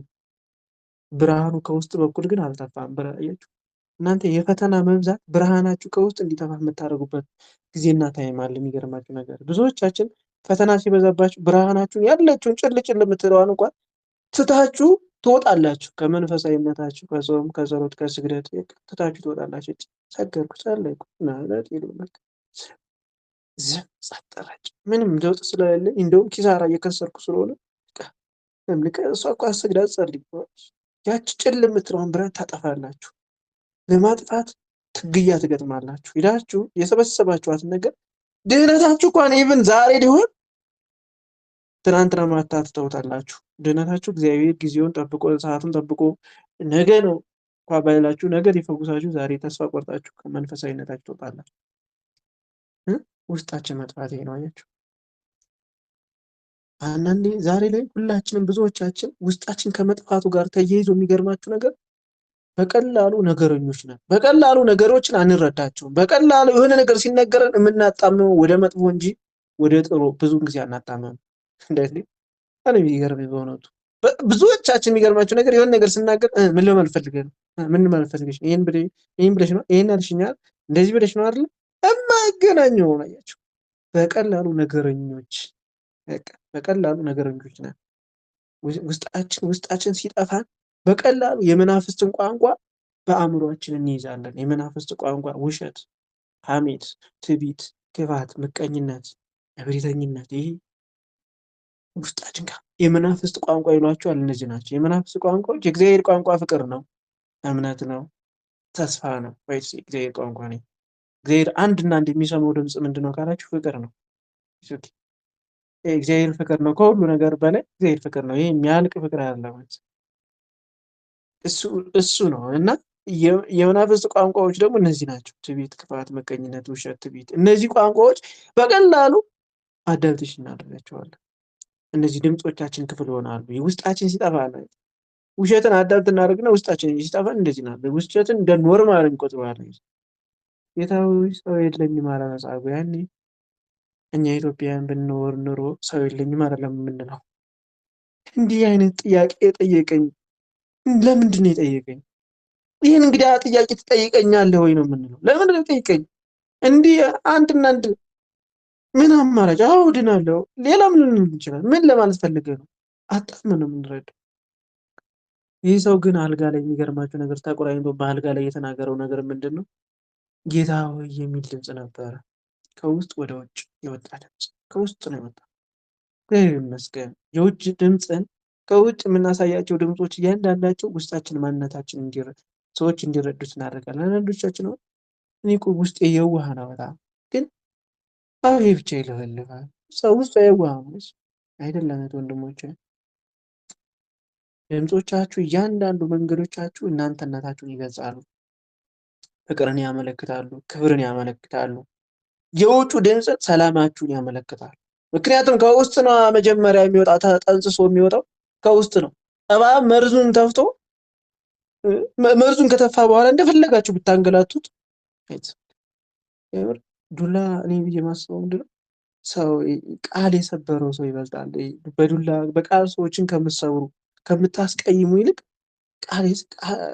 በዱላ ብትደበድቡት አይቀላችሁም? አንዳንዴ የምር ይቀላል። ያን ሰው እንትን ብትሉት በቃል አይጠገንም። የቃል ስብራት አይጠገንም። በቀላሉ እንትን ሊል አይችልም። እና እህት ወንድሞች ዝምታ ገንዘብ አድርጉ። በእያንዳንዱ ሁኔታ መናገር ካልቻላችሁ ዝም በሉ። በቃ ዝም በማለቱ ብዙ ቅዱሳኖች ዝም በማለታቸው አትርፈዋል። ዝም በማለት ለደቂቃ የተጎዳውበት ጊዜና ሰዓት የለም። ዝም በሉ። ችግሮች ሲደራረቡባችሁ በመካከላችሁ ችግር ሲፈጠር ኢቭን እንኳን ባለ ትዳር ሆናችሁ በመካከላችሁ ክፍተቶች ሲፈጠሩ ግብ ግብ አትፍጠሩ። ለደቂቃ ዘወር በሉና ዝም በሉ። ዝም በሉ። ራሳችሁን አረጋጉ። በእኔ 6 ሰከንድ ስሜት ላይ 1 ደቂቃ ዝም በሉ። አፍላፍ አትያያዙ። ኢማጂኑ በስልክ እንኳን ስታወሩ በቃ ይቅርታ እስኪ እናስብበትና እናወራለን። በዚህ ጉዳይ እናወራለን። አጥለፉት ነገርየው። ከዛ ተረጋጉና ከጸሎት በኋላ ሊሆን ይችላል። ነገሮችን እንኳን ኢቭን እንኳን በትዳር ውስጥ ካላችሁ በጮኝነት በተለያየ ጸሎት ቦታ እስኪ የምትችሉ ከሆነ ችግሮችን ጸሎት ቦታ እግዚአብሔርን አማክራችሁ በምትወዱት መልአክ በምትወዱት ቅዱስ ፊት ተነጋገሩና በጣም ቃል ትልቅ ታነጋገር የተነሳ ትጸድቃለህ፣ ካነጋገር የተነሳ ትኮነናለህ ያለ መጽሐፍ ቅዱስ አንደኛ ሳሙኤል ይነግረናል። መጽሐፍ ቅዱስ በአንድም በሌላም ሰው ለሚነግራት ለእያንዳንዷ ነገር በፍርድ ቀን ዋጋዋን ይቀበልባታል። እና ሰላምን ጌታ ሆይ ያላያችሁ የውጭ ድምፁ የውስጡን በጎነትን ያመለክተዋል። ከውስጥ ደግሞ የጎደለው እንዲህ ነው ያለ የውስጥ ድምፁ የጎደለው ነገር ሰው የለኝም ማለት ትንሽ የጎደለው ነገር አለ። ከውጭ በኩል ጌታ ሆይ ያለና ከውስጥ በኩል ሰው የለኝም። የሰው ማጣት ጀመረ። የቀደመው ግን ምንም እንኳን ደካማ ቢሆን የሚገርማችሁ ነገር የአምልኮ ፍቅር አሳየው ነበር። የአምልኮ ፍቅር አለው። በቃ ይሄ መንፈሳዊ ገዛ ፍቅር ነበረ። ምንም ደካማ ቢሆንም ህመምተኛ እንኳን በአልጋ ቁራኛ በደዌ ዳኛ ቢያዝም ቢተኛም አልጋ ላይ ሆኖ እየተቆራመደ ሰው ቢሆንም እንኳን ፍቅር ከውስጡ አለ። ከውስጡ የፍቅር ቃል ወጥቷል። አያችሁ፣ እግዚአብሔር የሚሰማው የፍቅር ቃል ነው ወንድሞቼ። የጸሎት ብዛት ጋጋታ ምናምን አይደለም። የፍቅር ቃል እግዚአብሔር ይሰማል። ቅርብ ነው ለፍቅር ቃል። እዚህ ነው የሕግ ሁሉ ፍጻሜ ፍቅር ነው ያለ ቅዱስ ጳውሎስ። ከውስጥ በኩል ከውጭ ተናገረ፣ ከውስጥ በኩል ደግሞ ሰው የለኝም አለ። ጌታ ሆይ ሰው ምንም የለኝም፣ ለብዙ ዘመናት ቆይቻለሁ፣ ለዘመናት ተኝቻለሁ፣ ግን ሰው የለኝም፣ ወደ ባህሩ የሚከተኝ እንድድን የሚያደርገኝ ሰው የለም አለ። እህት ወንድሞች፣ ከዚህ የምንረዳው አንዱ ትዕግስት ነው። እሺ፣ ከዚህ የምንማር በዋናነት ትዕግስትን ገንዘብ ማድረግ። እግዚአብሔር ለሁሉም ጊዜ አለው። ሁሉ በእርሱ ሆነ፣ ከሆነውም ያለ እርሱ አንዳቸውን የለም አለ ቅዱስ። በተደረገልንም ባልተደረገልንም ነገር በትዕግስት እንጠብቀው። እግዚአብሔር አምላክ እግዚአብሔር የታመነ አምላክ ነው። የሚያስፈልገን ከኛ በላይ እኛ ያውቃል። አሁን ችግራችን ሰው አድርገኝ አንልም፣ ጎደሏችን ብቻ ነው። ሰው አድርገኝ የምትለው ቃል ከአእምሯችን ከህሊናችን የለችም። ጌታውን አየው። ጌታ እግዚአብሔርም ጠየቀው። መድኃኒዓለም ኢየሱስ ክርስቶስ ዝም አላለውም፣ ጠየቀው። አያችሁ፣ ክርስቶስ በመጣ ጊዜ በብዙ ህዝብ ላይ ሂደዋል። ጠይቆ ያዳናቸውም ትንሽ ሰዎች አሉ፣ ጠይቀውት ያዳናቸውም ብዙ ሰዎች አሉ። ሲጠይቃቸው መልስ የሰጡ አሉ፣ ያለ አግባብ መልስም የሰጡ አሉ። የጠየቁት አግባብ ያልሆነ ጥያቄም ጠይቀው። የማርቆስ እናት ምንድን ያለች? በተሰቀለት ጊዜ አንዱ በቀኝ አንዱ በግራ ነው ያለች አይደል? ስልጣን ፈልጋ፣ ለልጆቿ ስልጣን ፈልጋ። ክርስቶስ ግን ለምንድን ነው የሚሰቀለው? በመንግስት በመጣ ጊዜ በዙፋን በተቀመጥክ ጊዜ እንጂ አንዱ በቀኝ አንዱን በግራ ነው ያለችው። ክርስቶስ ምንድን ነው ያላት? እኔ የምጠጣውን ጽዋ ይጠጣሉን? የሞቱን ታሪክ ነገራት። እሷ ይሄን መንግስት ሲሆን ስታይ የሞቱን ታሪክ ያልተገባ ጥያቄ አያችሁ። አንዳንዶቻችሁ ያልተገባ ጥያቄ ለእናንተ የማይገባና ወደ ሰይጣን ወደ ኃጢአት የሚወስዳችሁ ልመና ትለምናላችሁ። ልክ እንደ ማርቆስ እናት የማይገባ ጥያቄ ትጠይቁና ካልተመለሰ ብላችሁ እሪ ትላላችሁ። ለምን ብላችሁ ትጠይቃላችሁ። አይዟችሁ እግዚአብሔር እኔ የሚያስፈልገኝን እኔ የምመኘውን ሳይሆን አንተ የሚያስፈልገኝን ስጠኝ ብላችሁ በእግዚአብሔር ተስፋ አድርጉ። በማርያም እንደ ማርቆስ አይነት ጥያቄ። አንድ ጊዜም ደግሞ ከነዚህ ማን ነው የሚበልጠው በመንግስተ ሰማያት ብለው ተከራከሩ። ማን ነው አንደኛ? ስለ ክብር ጠይቀውታል እኮ በመንግስተ ሰማያት ማን ይበልጣል ብለው ሲከራከሩ ሐዋርያትም ደቀ መዛሙርት ሁሎችም። ከዛ ክርስቶስ አንድ ሕፃን አመጣና በመንግስተ ሰማያት እንደዚህ ሕፃን ካልሆናችሁ ራሳችሁን ዝቅ ካላደረጋችሁ ውስጣችሁ ንጹህ ካልሆነ የእግዚአብሔር መንግስት አትገኝም አላቸው። ተከራከሩ ስለ ሰማይ መንግስት። የሚጠይቁትን አላወቁም። መልሳ አያችሁ። እናት ወንድሞች የምንጠይቀውን ነው። ካልተመለሰ አንድም አምልኮ ያስፈልገዋል። ያለ ነገር ተጉ በርቱ እንደማለት። ሁለትም ደግሞ ጊዜው ገና ነው። ጊዜውና ሰዓቱ ገና ስለሆነ ለዚህ ነው ጠቢቡ ሰሎሞን ለሁሉም ጊዜ ያለው ያለ። ሰማይ በታች ነው ሁሉም እያንዳንዱ ነገር ለጊዜ ያለው ያለ። መጻጉዕ ምንድን ያለ በዚህ ጊዜ ጌታ ሆይ ሰው የለኝም ተነሳና ተመላለስ አለው። አያችሁ፣ ሰው ሆኖ መጣና ሰው የለኝም ሲል ሰው ሆኖ መጣ። የድንግል ማርያም ልጅ አይገርምም? አሁን ብዙዎቻችን ሰው የለኝም የሚያግዘኝ የሚረዳኝ የሚደግፈኝ እንደዚህ የሚያደርገኝ ትላለህ። ሰው ሆኖ ይበሉት እስኪ። ሰው የለኝም ሰው አድርገኝ ይበሉት እስኪ። ሰው አድርገኝና ሰው ይግረም ይላል ዘማሪ ቴዎድሮስ። ታሪኬን ለውጠው አምላኬ፣ ታሪኬን ለውጠው ሰው አድርገኝና ሰው ይግረም። ሰው የሚያደርግ አምላክ እያለ ሰው ከሌለ ብላችሁ አታልቅሱ፣ አትተክዙ። ሰው አድርገኝ፣ አንተ ሁሉ ይቻላልና ሰው አድርገኝ፣ ሰው እንደሆነ እርዳኝ በሉት። ተነሳለው ተመላለስ። አያችሁ፣ ሰው የጣለውን እግዚአብሔር ያነሳል። ሰው የተረሳችሁ እግዚአብሔር ያነሳችሁ።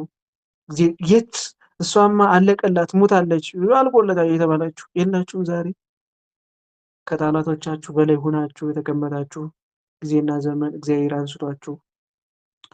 አዎ እግዚአብሔር አምላክ ሰው ሆኖ መጣ። ተነሳ አለው። ምኞታችን ተኛ አይደለም ያለው ሰው ግን የዘመናችን ሰው ተኛ ነው አይደለም። ዛሬ ብዙ ሰው እኮ ተነስ፣ አይዞ፣ ዳን፣ ተንቀሳቀስ፣ ክበር እንደዚህ ያሸሽል አይልም። ተኛ ነው በቃ ተነስ አይደለም የሚወጡ ተነሱ፣ ተኛ ነው። ተኛ እንዲተኛ ነው፣ እንዲፈዝ፣ እንዲያንቀላፋ፣ እንዲደነግዝ በደብተረው በአዚሙ መንፈስ ተኛ ነው በቃ። የመጻጉዕ ዘመን ሰዎችም እንደዚህ ነበሩ። 38 ዓመት ሙሉ ነው የተኛው።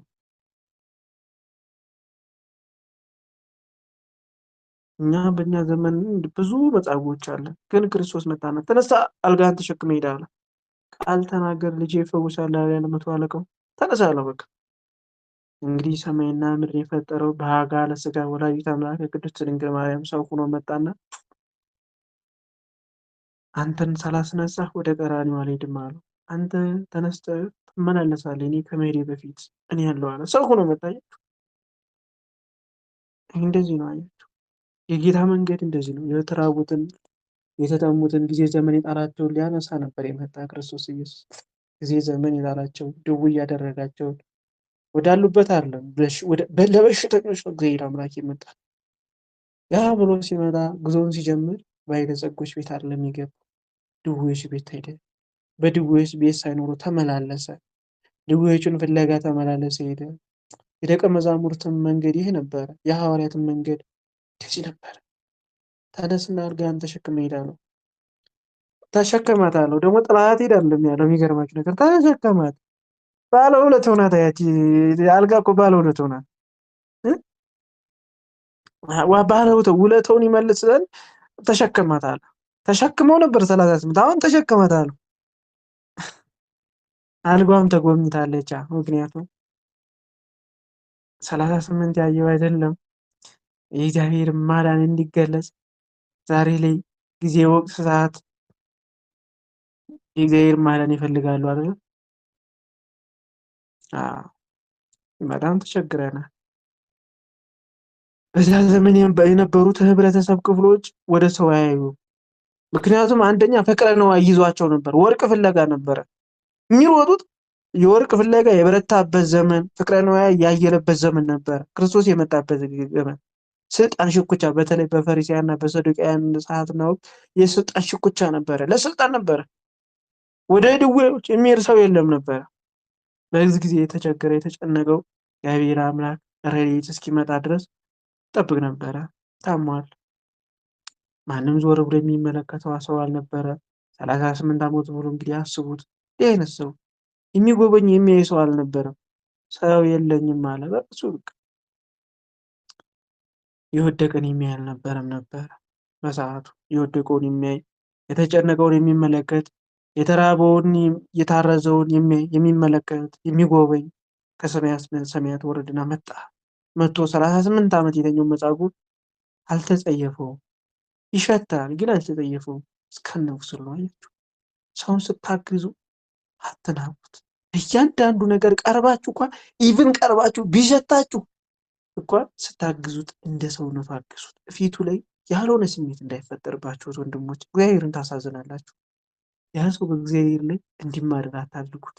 እናንተ በማገዛችሁ ያ ሰው የተለየ ስሜት እንዲሰማው አታድርጉት። በማርያም ስታግዙ በተለያየ ምክንያት በፈገግታ ፈገግታችሁን ለግሷቸው። መጀመሪያ ፍቅራችሁን ለግሷቸው። ውር አድርጎ መሄዳለን። በእውነቱ ማለት ነው። በምትችሉት አጋጣሚ እናንተ ብትችሉ እናንተ እንዳገዛችኋቸው እንዲያውቁ አድርጓቸው። ባትችሉ ደግሞ ስታግዟቸው ሌላ ስሜት እንዳይሰማቸው አድርጓቸው። አሉ አንዳንድ ሰዎች ሲያግዙ ቪዲዮ እየቀዱ በቃ ቪዲዮ እያደረጉ ቀጥታ እያወቁት እያዩት በቃ እያደረጉ አይደለም።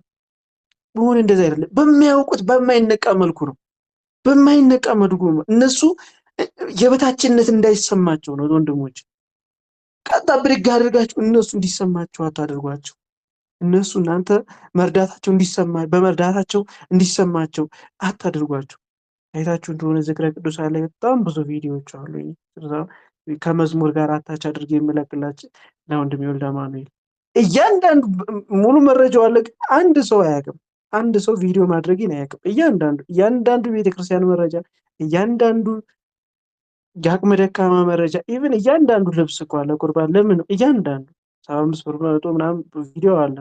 ከመዝሙር ጋር ከስብከት ጋር የሆነ አታች አድርገን ነው እያንዳንዱ ያውቅም፣ ግን ሙሉ መረጃው አለ ይታያል። ግን አያውቁትም። ቢያውቁትስ ሌላ ስሜት ነው የሚሰማቸው። ተረዷቸው።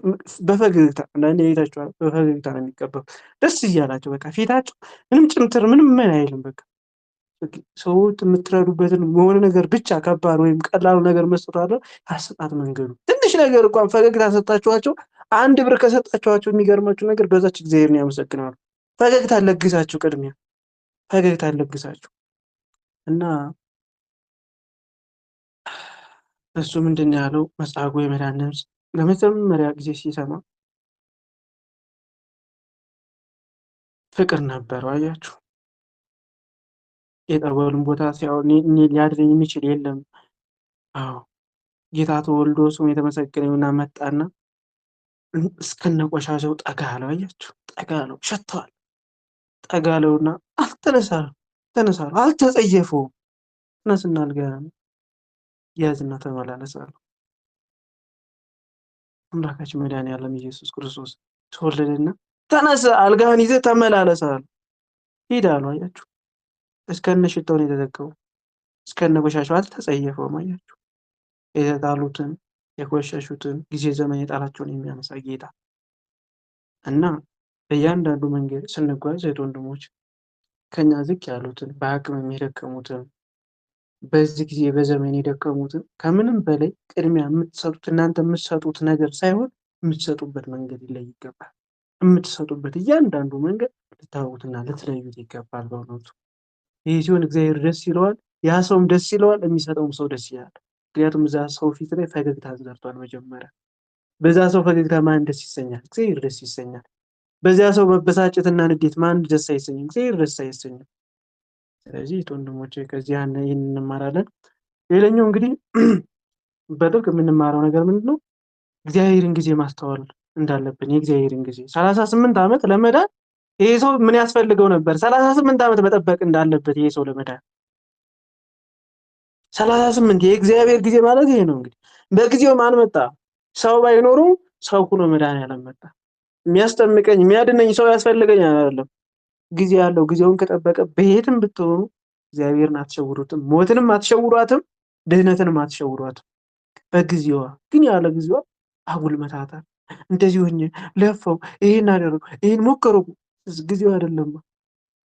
ጊዜውን ደግሞ በፍቅርና በትህትና እንደ መጻጉዕ ጠብቁት። ችግራቸው የብዙዎቻችን ችግር አንደኛ ጊዜው ካልቀረበ ብለን በራሳችን መንገድ ለማዘዝ እንሞክራለን። እግዚአብሔር ይሄን አድርግ በእኔ መንገድ በዛሬዋ ቀን ይሄን ታደርጋለህ። 4 ነጥብ እግዚአብሔር ሊታዘዝ ነው። እግዚአብሔር እኮ እያንዳንዷ ነገር ያውቃል፣ ከኛ በላይ ያውቃል ስለኛ። ጊዜዋን መጠበቅ እንዴት? በፍቅርና በትህትና እንደ መጻጉዕ ለሁሉም ጊዜ ያለው ያለ ሰለሞን ለዚህ ነው። ሁለተኛ የእግዚአብሔር አይን በእግዚአብሔር አይን ለመታየት በእግዚአብሔር እይታ ውስጥ ለመግባት ለመጎብኘት ራሳችን ማዘጋጀት። ሶስተኛ እግዚአብሔር አምላክ ፈቃዳችን ይፈልጋል። አዳኙ ነው ሳለ ግን እንድንድን ይፈልጋል። ፈቃዳችን የማንና የኔና የናንተን ፈቃድ ልትድን ትወዳለህን ያለው ምን እንዳደርግልህ ትወዳለህን ያለው። አንዳንድ ሰው ትወዳለህ ሲል እምቢ የሚልና የመዳኑን ጊዜ የሚያራዝም ሰው አለ። በራሳችን ፈለጋ ጊዜያችን እንዲረዝም የምናደርግ የለንም። በአምልኮ ህይወታችን የመዳን ጊዜያችን እንዲረዝም የምናደርግ የለንም አለ። የመዳን ጊዜያችን የምናስረዝምበት አንዱና ዋነኛው ምክንያት ምንድነው? ከአንደበታችን የሚወጡ ቋንቋዎች፣ ቃላቶች፣ ድምጾች እነዚህ እመኑ የመዳን ጊዜያችሁን ያረዝሙባችኋል። እንዲሁ እንደቀልድ ተሎትና ታልፋላችሁ። እነዚህ የመዳን ጊዜያችሁ ከአንደበታችሁ የሚወጣ ቋንቋ፣ ንግግሮች፣ እያንዳንዱ አካሄዳችሁ የመዳናችሁን ጊዜ ያስረዝመዋል። አንደኛ ይሄን ልብ ብላችሁ ያዙልኝ። ሁለተኛ አምልኮት ያዝ ለቀቅ። 1 ሳምንት ሰገድ፣ 1 ሳምንት ጸለይ። መናፍስት መንፈሳዊነታችን አዳብት አድርገው ለዘላለም ከኛ ጋር ቁራኛ እንዲሆኑ የሚሰግድ መንፈስ፣ የሚጸልይ የሚቀጠቅጥ መንፈስ ታፈራላችሁ፣ እንድታፈሩ ትሆናላችሁ። የአምልኮ ወጣ ገባ የመዳን ጊዜ ያረዝማል። ወንድሞች በዚህ ጋር የአምልኮ ወጣ ገባ በአንድም በሌላም የመዳን ጊዜን ያረዝማል። ሁለተኛና ትልቁ ነገር ደግሞ የሚጾም የሚጸልይ ቀጣይ ለትውልድ የሚተላለፍ በዘር የሚተላለፍ መንፈስ ዘራችን እንደሆነ እናደርጋለን። የሚጸልይ እንደነ ጠቋር ነበሩ። ግን ደግሞ አሁን የሚጸልይ የሚጾም የሚሰግድ አሁን ደግሞ ይፈጠራል። ምክንያቱም ያዝ ያደርገናል፣ ሲፈልግ ያሰግደናል። አንድ ሳምንት ሰጋጅ፣ አንድ ሳምንት ጸላይ። በእነዚህ መካከል ውስጥ ክፉ ህይወታችንና ኑሯችን ይይዘዋል። ከዛ በኋላ ይለማመዳል። በቃ አንድ ሳምንት ያጸልይና በቃ ትተወልኛለች። አያችሁ፣ የመዳንን ጊዜ ማስረዘም በማን በእኔና በእናንተ በአንደበታችን በእያንዳንዱ በቋንቋችን በሚወጡ በእያንዳንዱ ከቋንቋችን ከሚወጡ ነገሮች እህት ወንድሞች ይህን አስተውሉበት። የመዳንን ጊዜ ማራዘም በራሳችን ጊዜ የምናበላሽበት ጊዜ እና ሰዓት አለ። ሌላው ደግሞ የምንማረው ትምህርት ምንድነው? 38 ዓመት ሙሉ ተኝቶ ዛሬ ልታድነኝ አትችልም አላለው። አንተ አትችልም አላለው። በቃ አመነ። ሰው የለኝም ብቻ ነው ያለው። ጌታ ሆይ ሰው የለኝም ነው ያለው። እንግዲህስ እኔ ሰው ሁኜ መጥቻለሁ፣ መጥተውልሃለሁ። እኔ ሰው ሁኜ መጥተውልህ እኔ ወደ ቀራንዮ ሳልሄድ አንተን ላድን መጥተውልሃል። አያችሁ፣ ጊዜውና ሰዓቱ ከደረሰ ሰው አይደለም ያስፈልጋችሁ። ባላችሁበት እግዚአብሔር ይፈውሳችሁ። ባላችሁበት እግዚአብሔር ከነበራችሁበት ማንነት ያወጣላችኋል። የሆነ ቦታ ስለተሻገራችሁ አገር ስላቋረጣችሁ ስለሄዳችሁ አይደለም ሰውኪ። ባላችሁበት ጊዜና ታይም ላይ እግዚአብሔር መጥቶ ከነበራችሁበት ማንነት አውጥቶ እሱ ወደሚፈልገው እናንተ ወደምትፈልጉት ያመጣል። መቼ? ጊዜውና ሰዓቱ ሲደርስ። ግን ሰዓቱ ሲደርስ በራሳችሁ ጊዜ አትውጡ። ከዛ ከጠበቃችሁት ጊዜና ሰዓቱ እየደረሰ እግዚአብሔር ነገሮችን ሊፈታቻችሁ እያለ ወጣችሁ አትገኙ። ነገ ልትድኑ ቀናችሁ እግዚአብሔር ነገ እንትን ብሎት ዛሬ ላይ ኃጢአት ውስጥ ገብታችሁ ዝሙት ውስጥ ገብታችሁ ብትጠብቁት የምትድኑ ይመስላችኋል? እንግዲህ ውስጥ ጠብቁት። እሺ፣ አትድኑ። የት ነው የተገኛችሁት እናንተ? እግዚአብሔር ሊፈውሳችሁ በሰዓቱ እየመጣ እናንተ የት ነው ያላችሁ? ከዲያብሎስ ጋር ከኃጢአት ጋር እየተፋለማችሁ ከኃጢአት ጋር ቁጭ ብላችሁ። ስለዚህ ከዚህ እንማራለን። ውለታን አለመርሳትም ደግሞ ከዚሁ እንማራለን። በተለይ ደግ ሰዎች እጄማ እኔ አመድ አፋሽ ነው ላላችሁ የመጽሐፍ ሕይወትን አንድ ያስተምራቸዋል። ውለታን ለመርሳት ውስጥ ያደፈጠ ጠላ፣ በተለይ አይነ ጠላ፣ ዛር ቡዳ፣ ዛር አይነ ጠላ፣ ዛር መተት ሰዎችን 100% እናንተ ያደረጉላችሁን ውለታ እንዲረሱ። በተለይ አይነ ጠላ ውለታ ያደረጉላችሁ ሰዎች ሴት አይነ ጠላ፣ ወንድ አይነ ጠላ፣ ሌሎችም ውለታ ሰዎች አድርጎላችሁ ውለታ ያደረጋችኋላቸው ሰዎች ለእናንተ መልሰው ጠላት ይሆናችኋል። በተለይ ያበላችኋቸው በእጃችሁ የበሉ የጠጡ ገንዘባችሁን የወሰዱ ሆነ ታይም ላይ ቀንደኛ ጠላት ይሆናችኋል። ቀንደኛ የእናንተ ተፋላሚ፣ የእናንተ ተከታታይ ተፋላሚ። አያችሁ፣ ይሄ ደግሞ የመጻጉዕ ሕይወት ነው። መጻጉዕ አልጋህን ተሸክመ ሂድ፣ ከዛ በሌላኛው ቀን ተሸክሞ ሄደ፣ ተመላለሰ። ሰንበት ነበረ፣ ቀኑም ሰንበት ነበረ። መድኃኔዓለም ኢየሱስ ክርስቶስ በሌላ ቀን ዳግመኛ የሚብስ እንዳያገኝ ከዚህ የሚብስ ኃጢአት እንዳትሰራ አትስራ ብሎ ነግሮት ነበር። ነገር ግን መልካሙን ወደ ክፉ ለወጠው። መልሶ በጎ ነገርን አያደርግም። እንደዚህ ነው። አንዳንዶቻችን ብዙ ነገር መልካም አድርገናቸው መናፍስቱ ያ መልካም ስናደርግ የተናደደው መናፍስት አይነጠላ ወይም ቡዳ ዛር ይሄ መንፈስ ሲበቀለን ምላሹ ክፉ ያደርገዋል። መልካም እንዳደርገን ማለት ነው። ክፉ ሲያደርገው ትመለከታላችሁ። በዚህም ውስጣችን ያደፈጠው መንፈስ መልካም ስናደርግ የተቆጣው መንፈስ ይረካል፣ ግብሩን ያገኛል። መልካም ሰጣችሁ አድርጋችሁ በተለይ የበረከት ስራ ተሳትፋችሁ እንዲሁም ደግሞ አስራታችሁ የሆነ ታይም ላይ ስችት ይልና ስታወጡ የሆነ ነገር ያፍራርስና አንዳንዴ ዕቃም እየሰበረ ያስከፍላችኋል። ስራ ቦታ ላይ ዕቃ እየሰበረና ማዳችሁን ማና ያስነሳና ደሞዛችሁን ቅርጥፍ አድርጎ ይበላላችኋል። የኔ አንጀት ይረሳል።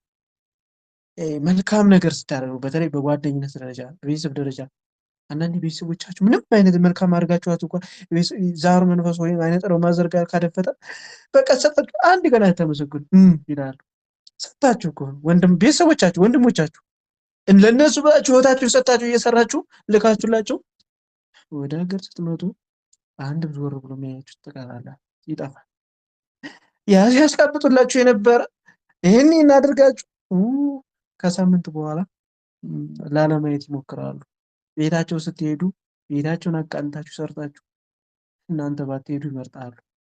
ባትሄዱ ፊታቸውን ያዞሩባቸዋል። ጥያቄ ፊታቸው ይዞርባቸዋል። ጓደኛም ቤተሰብ ኢቭን ይሄ ምንድን ነው ካላችሁ እናንተ ውስጥ የደፈጠው አይነ ጠላ ግቡን ሲያገኝ ይረካል። እጅ መዳፋሽ ነው ትላላችሁ። የኔም እጅ መዳፋሽ ሰው አይወጣል ሰው አይወጣል። መልካም ያደርጉላችሁ ቡጭቅ አድርገው ነው የሚበሉት። እንደ አልጋ ወጡ ነው የሚበቀሉት። መልካም ያደርጉላችሁ።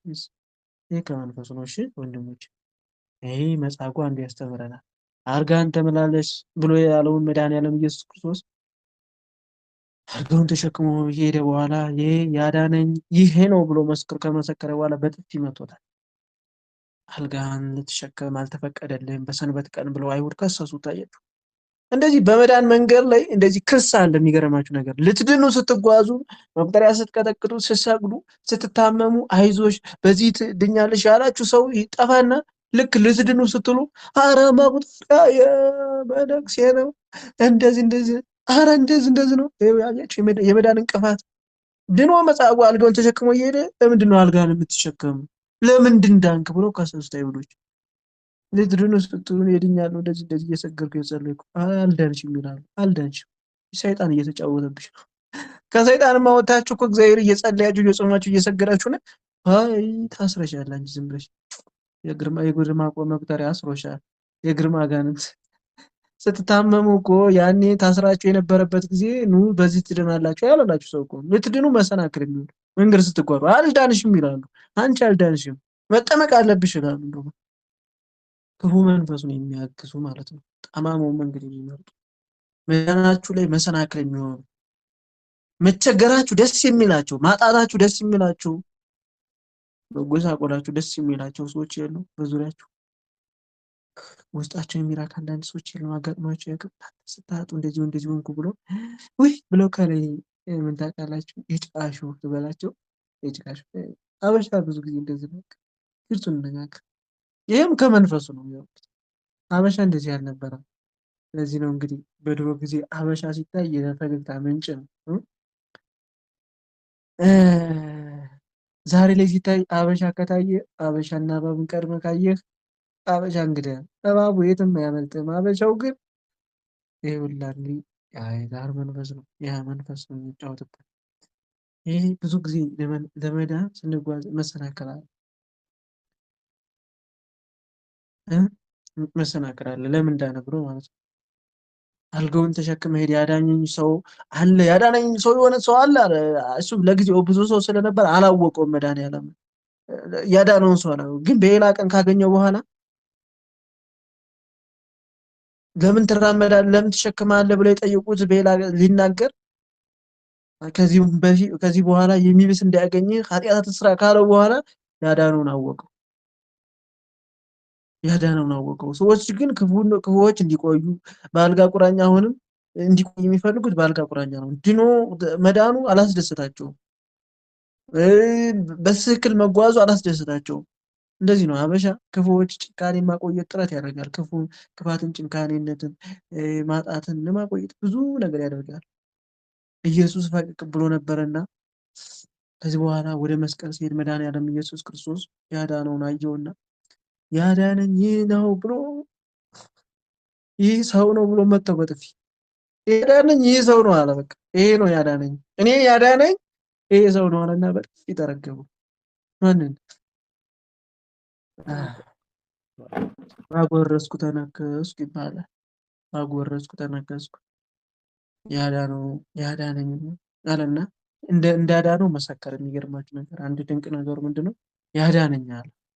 ጌታ እንዳይቀየመው ያዳነኝ አለ።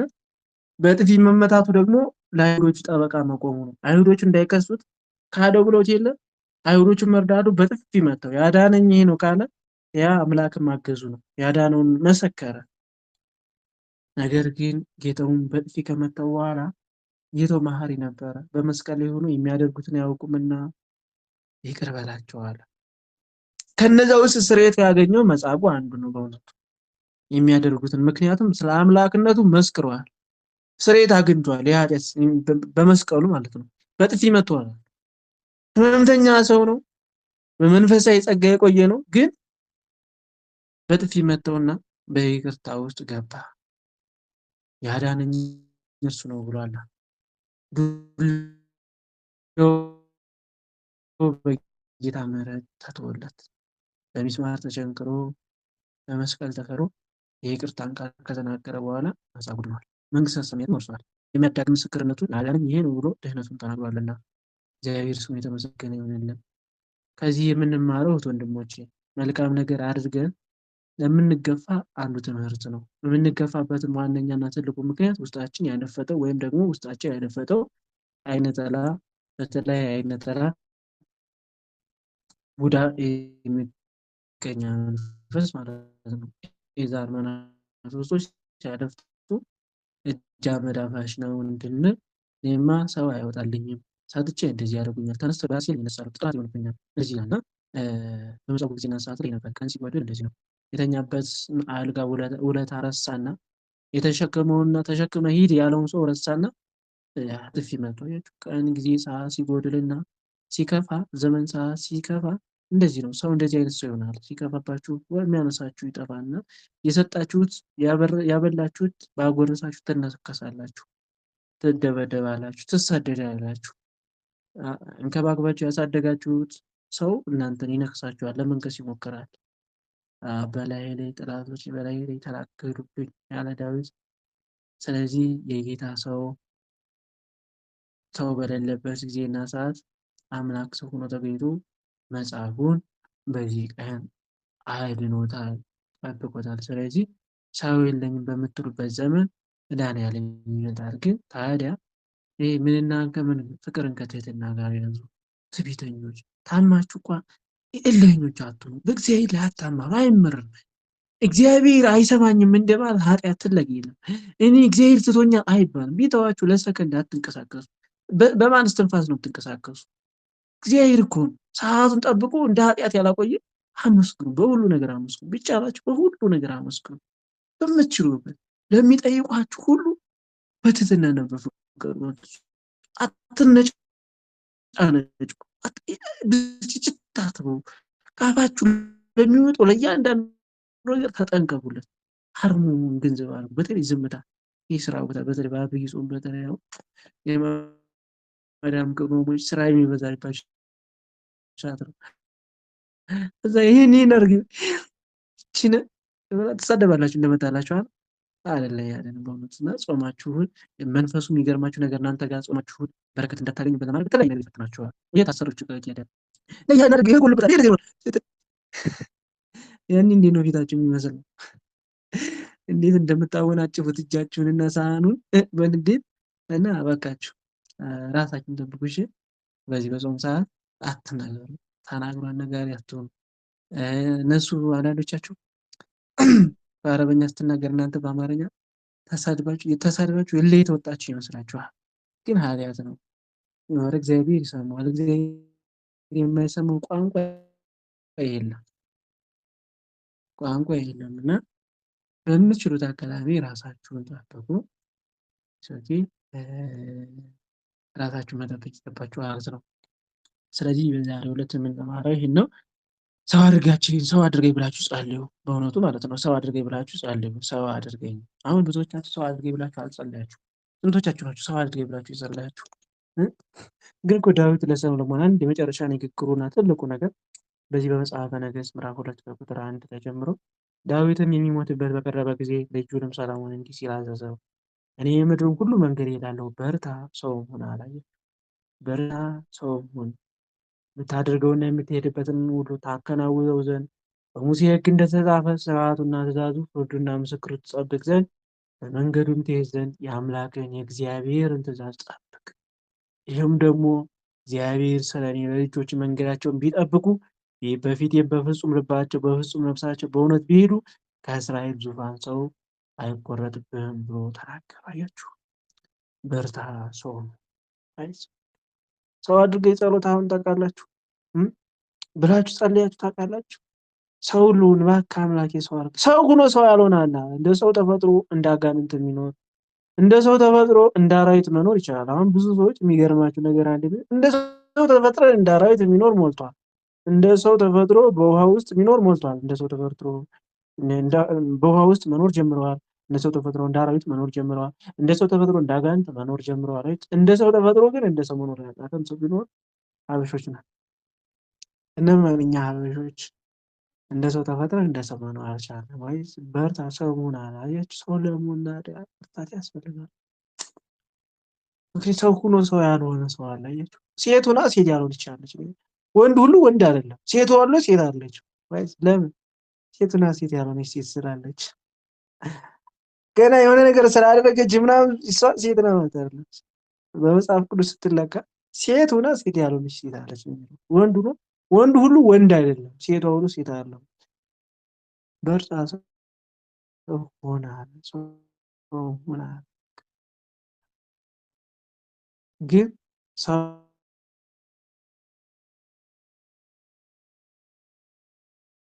ሁነህ ብትኖር ትእዛዜን ብትጠብቅ ዙፋኔን ለዘላለም አኖራለሁ እጠብቅሃለሁ። በፊቴ ብትሄድ ቃሌን ብትጠብቅ በዙፋን በእስራኤል ዙፋን ፊት አኖርሃለሁ፣ ለልጅህም ዙፋን እሰጥሃለሁ። አያችሁ፣ ዛሬ ሰው አልሆን ብለን ነው የተቸገርነው። ችግሩ ሰው አልሆን ያለብን ሰውን እንላለን። የቁም ሬሳ ተወዛዋዦች ብዙዎቻችን ግራ የተጋባን አደናጋሪዎች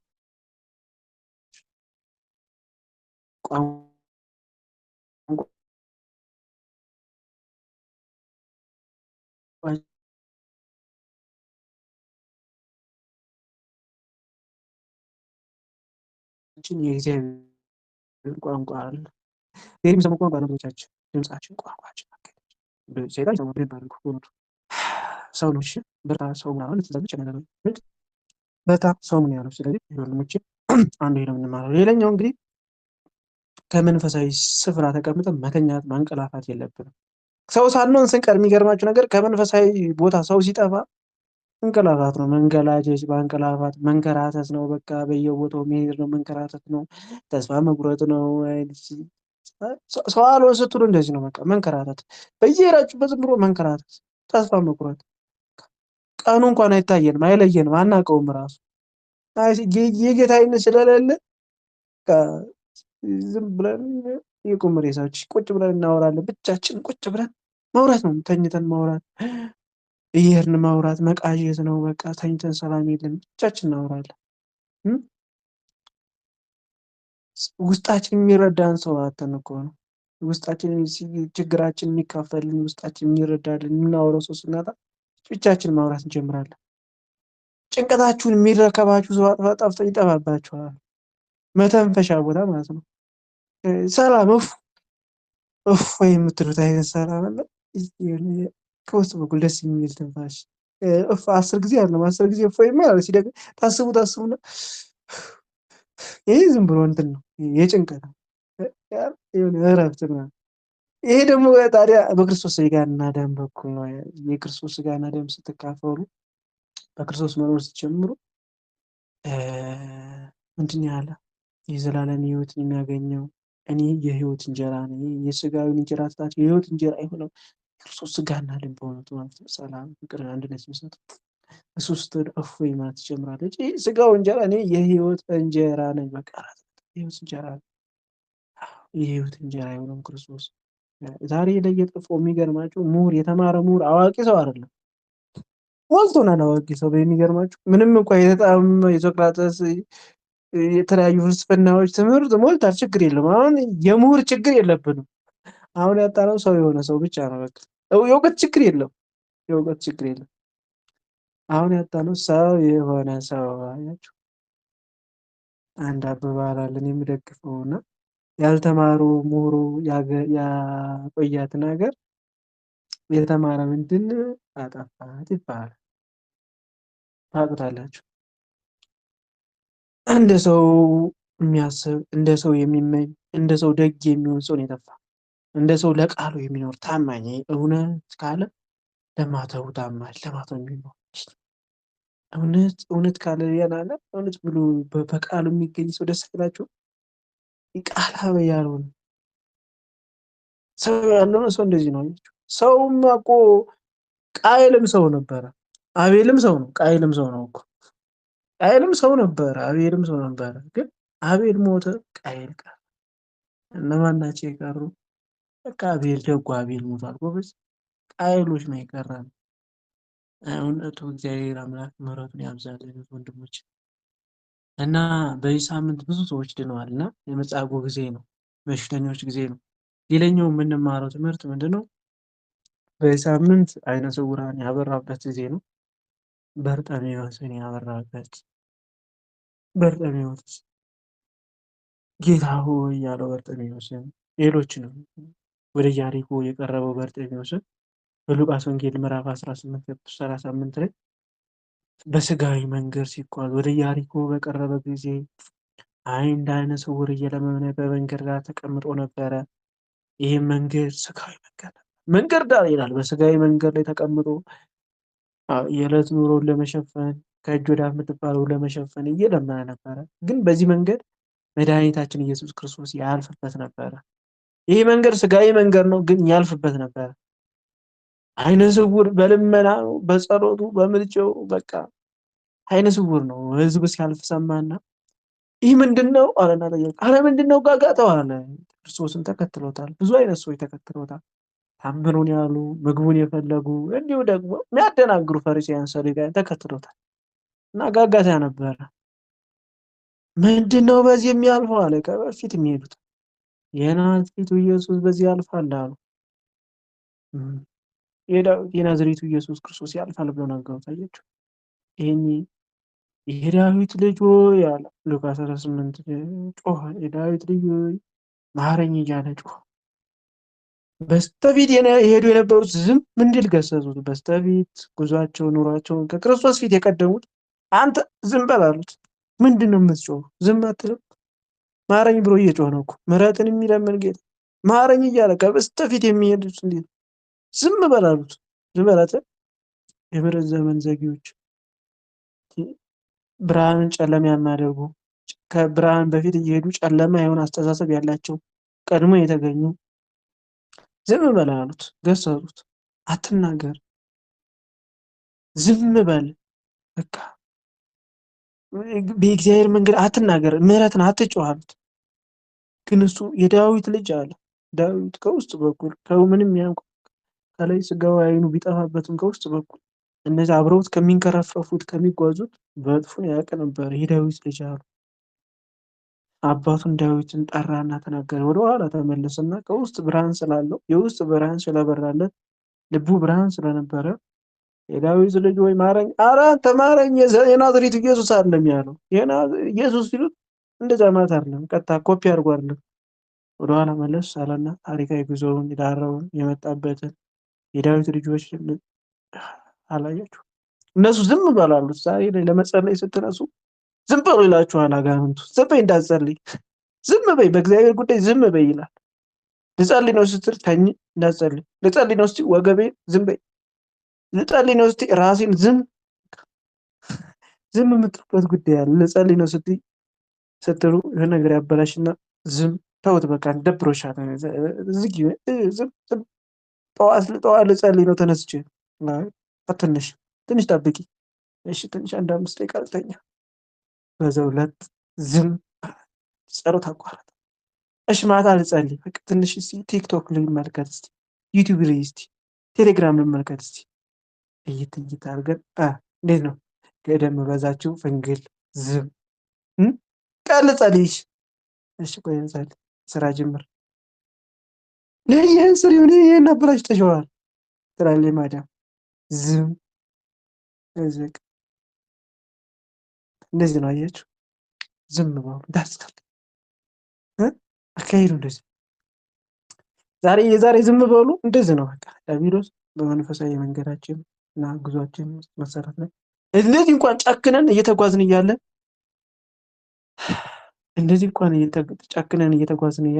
ችግሮችና ፈተናዎችን ድርብርብ ያደርግብናል። ግራ ስንወድቅ ወገቤን፣ ራሴን፣ ፊቴን፣ ነገሮችን፣ ገንዘቦቻችንን በትንትን ዝም እንዳይዋጸል ሁላ ችግራችን እየተበረታታብሽ እንዴት ነው አንቺ የምትጸልይ? እንዴት ትናፈታትም እንደዚህ ነው እንደዚህ የሚያምሽ እኮ እንደዚህ እየጸለሽ ዝም በይ፣ ዝም እንዳትጸልይ፣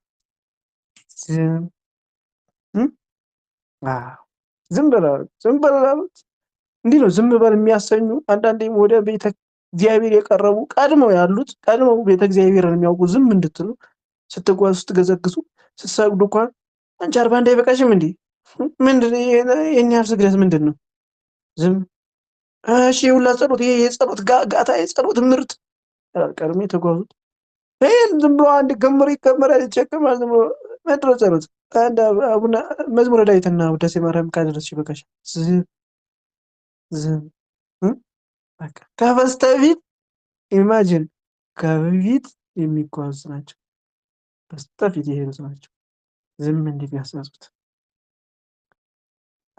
በጣም ፈታኝ ጊዜ ነበር ይሄ ጊዜ። ወደ ውስጥ ኋላ ሄድና ዛሬ ጊዜ ሲያልፍ የሚያልፍ ህዝብ ነበረ። ረጋ አለና የናዝሬቱ ኢየሱስ አለ። የናዝሬቱ ኢየሱስ ሆይ ዝም በል አሉት። በቃ ዛሬ ላይ 2 ተኩል ስራ ልንገባ ለመውጣት ፕሮግራም ስንይዝ ወይም 1 ሰዓት ስራ የሆነ ሰዓት ላይ ጸሎት ለማድረግ ስናስብ አረ ሰዓትሽ ደርሷል፣ የስራ ሰዓትሽ ቶሎ በለይና ጸልይ፣ አትጸልይ፣ ዛሬ በኋላ ጸልያለሽ። ዝም በቃ ታልፍታላችሁ። በቃ የዛሬ ሰዓት ይታለፍ ትላላችሁ። ነገ ጸልያለሁ።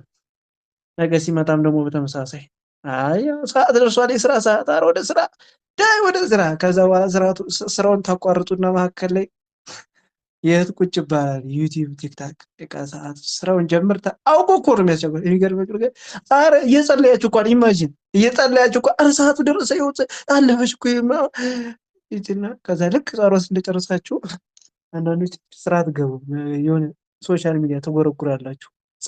ጸሎት እኮ እንዴት እንደጨረሳችሁ አታውቁትም እኮ። ረጋ ብላችሁ አይደል ያደረሳችሁት?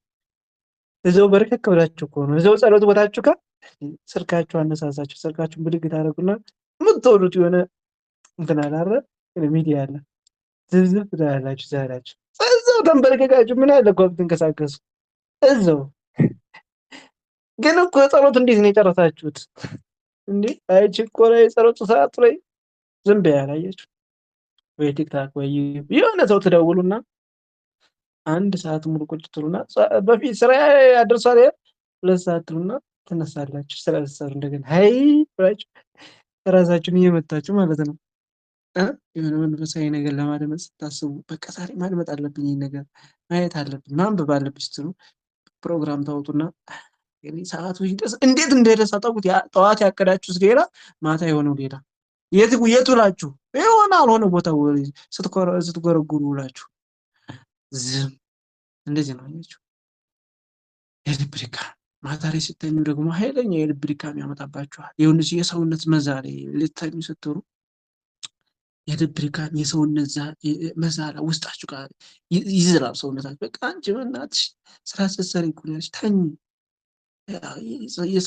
ይፈጥርና ልክ ቲክታክ ስትገቡ ወይም ሆነ የተለያየ ሶሻል ሚዲያ ስትገቡ የለም የሆነ ሰው ሲደውል የለም የሚሰማችሁ ጸሎት ልጸልይ ስትሉ ነው።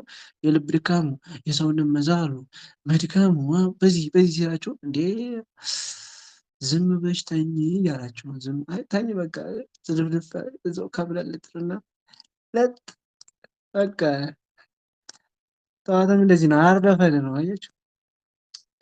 በዚህ መንገድ ልጆች ሳያመሰግኑ ተወለዱ። አባት ልጅን ሳያመሰግን እግዚአብሔርን ሳይጠይቅ ተወለደ።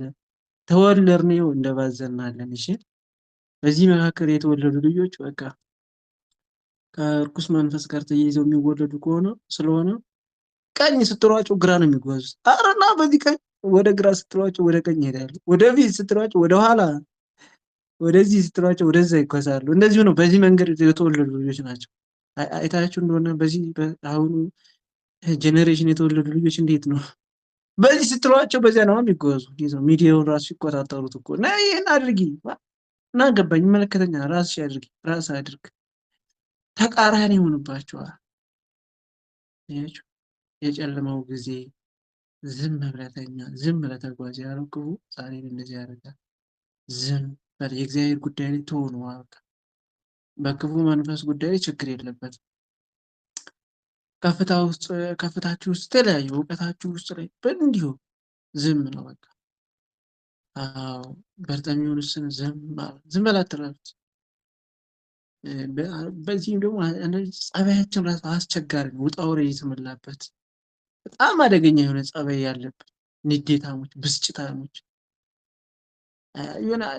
ባልሆነ ህሊና መጸለይ አይገባኝም እንላለን። አንዳንድ ጊዜም ክፉ ያናድደንና በተለያየ ሴራ ሰርቶ ልንጸልይ ስትል አንቺ እንደዚህ ነሽ ልጸልይ ነው እንዴ ይላል በህሊና በአእምሮ። እንደዚህ ነሽ እግዚአብሔር ተመሰገኝ ተጣልተሽ እንደዚህ ነው አይገባሽም እኮ ተኝ። የማይሆን ነገር እኮ ነው ጸሎት። እግዚአብሔር አሁን ይሰማሻል ይላል።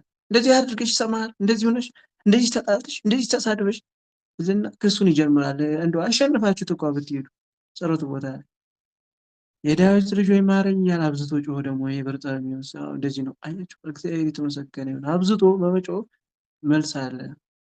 ማረኝ አለ። ምሕረት ዘመን ናፈቀ ጮኸልን።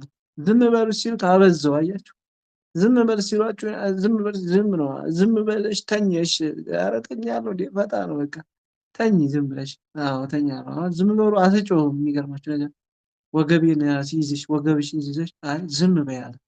እሺ አይ እሺ ለጥ እሺ ራስሽን ሲይዝሽ አይ ራሴን አሞኛል። እሺ እሺ ፓራስታሞል ይባልና ማስታገሻ ከዛ አዳምት ያደርገዋል ራሱ። አንድ ብለሽ የጀመርሽው በሽተኛ አስረኛ ያደርግና በቃ ይቆጣጠራል። ዝም ተኝ በቃ እግርሽን ሲይዝሽ አይ እግሬን አሞኛል ዝም ተኝ። አያችሁ መጮህ የለም መተኛት ነው። ብዙ ጊዜ በስልክ የምሰማቸው ድምፆች ይሰሙናል። ዝም ነው ብዙዎቻችን ማንቀላፋት ነው። ምን ላድርግልህ ትወዳለህ አለ ጠጋትና መጣና ማየት ፈልጋለሁ ያለ ምን ላድርግሽ ትፈልጊያለሽ ብትበይ አሁን አንቺ አሁን ብዙዎቻችሁ ዳር እኔ የምፈልገው ገንዘብ ሊሆን ይችላል እኔ የምፈልገው ይሄን ነው። አንድ ዱርዬ በዚህ ዘመን አሁን ብታገኙትና ምን ላድርግሽ ጫት መግዣ እንትን ነው የሚል ምን ላድርግልሽ ቢልሽ አሁን አንዱ መጥቶ ጠላቴን አጥፍልኝ ከሪቴን ድፍት አድርግልኝ ነው አይደል ጥያቄያቸው።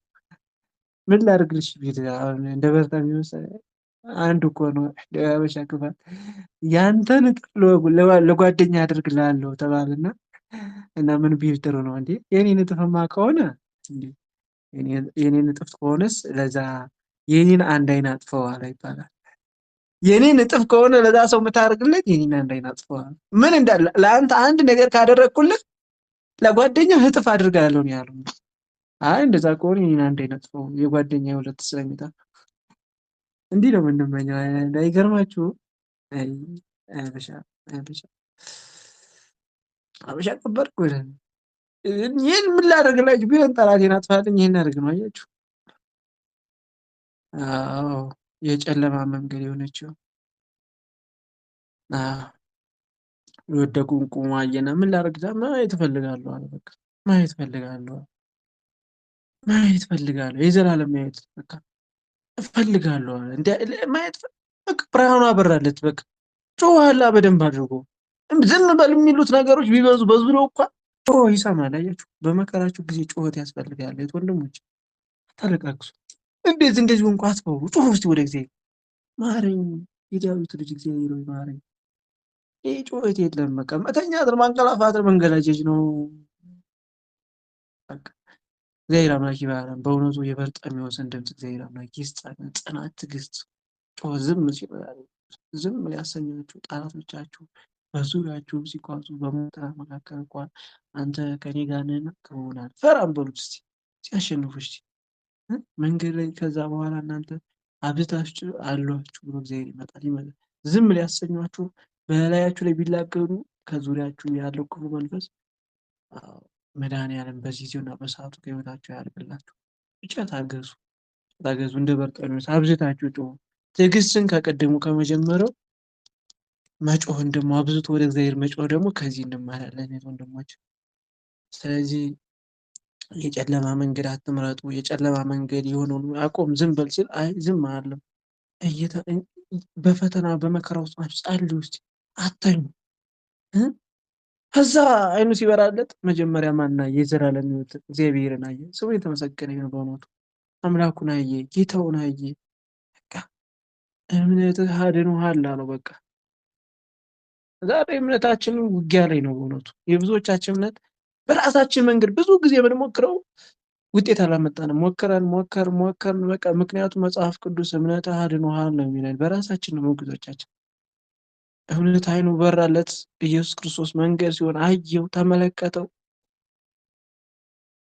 የዘላለም ሕይወት መጀመሪያ አይኑ ሲከፍት አየ። ከዛ በኋላ እያከበረ ተከተለው። መንገድ የሆነውን ክርስቶስ እያመሰገነ ተከተለው። እግዚአብሔር ስሙ የተመሰገነ ይሁንልን።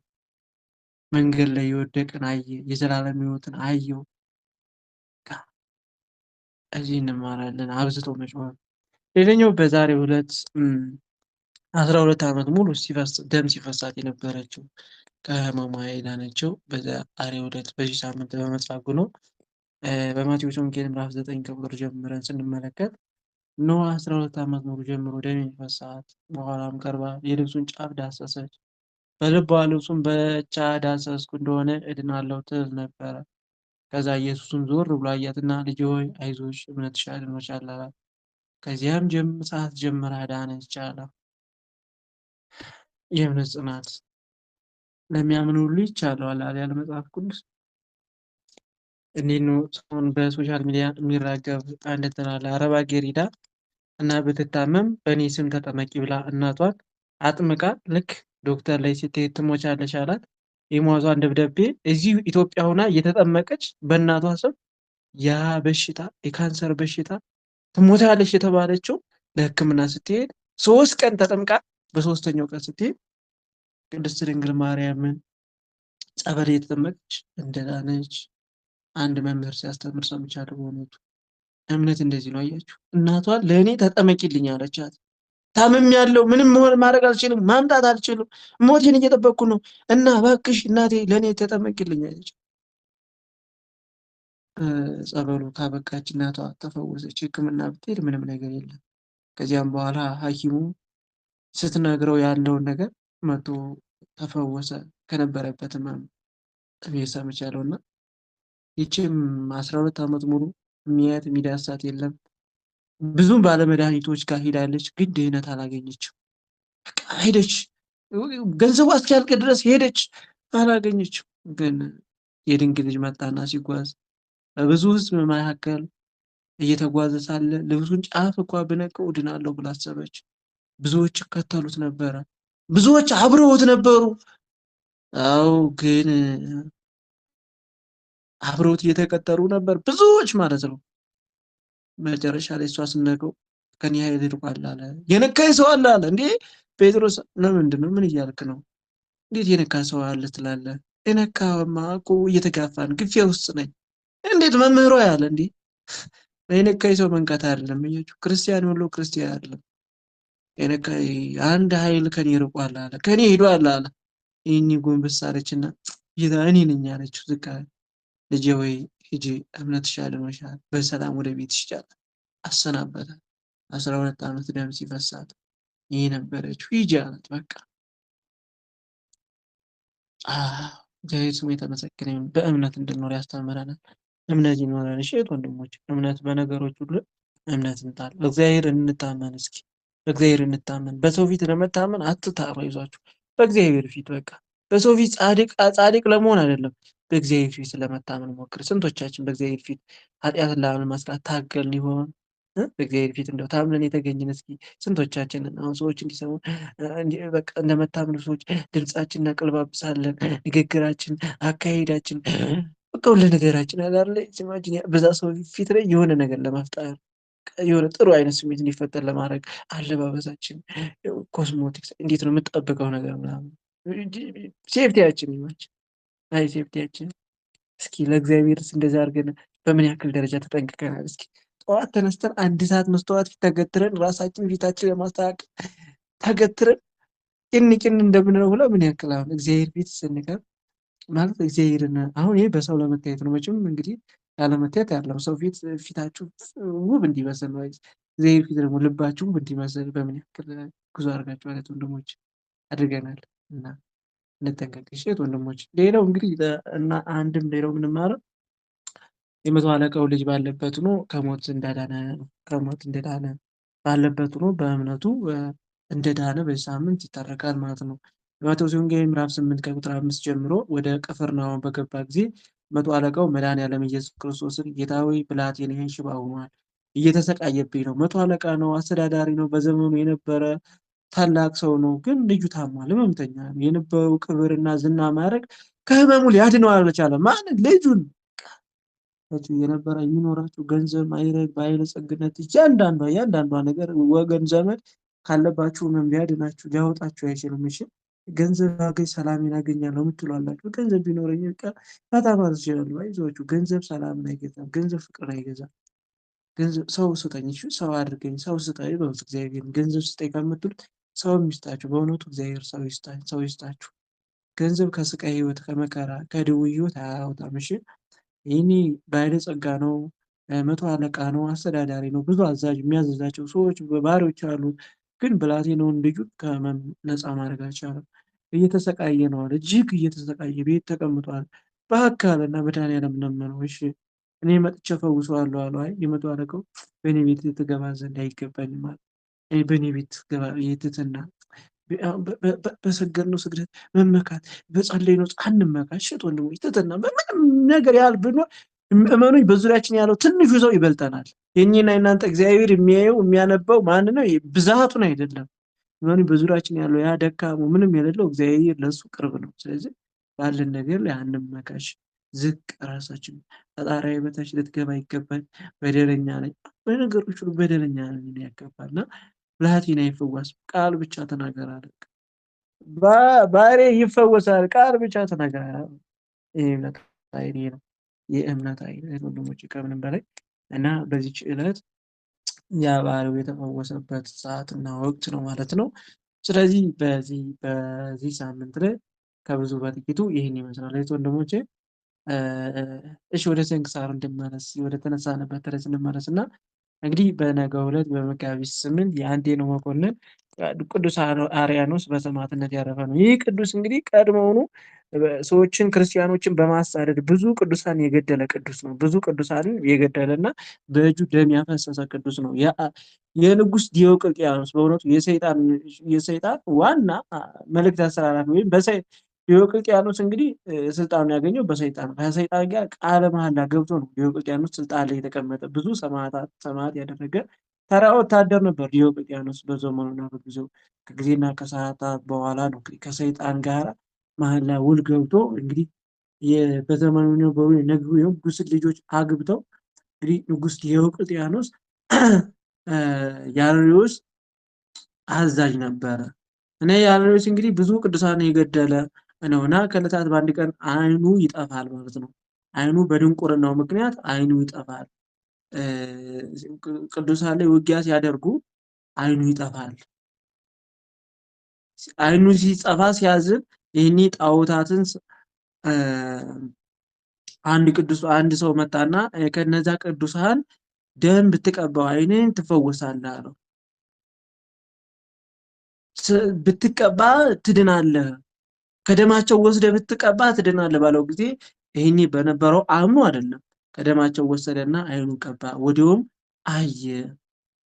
ያ ሰማዕታትን ሲያስፈጅ የነበረው በቅዱሱ ላይ ክፉ በቅዱሳን ላይ ክፉ ስርዓት ያደርግ የነበረው እጅግ ስቃይ ሲያበዛባቸው የነበረው አይኑ በራለት።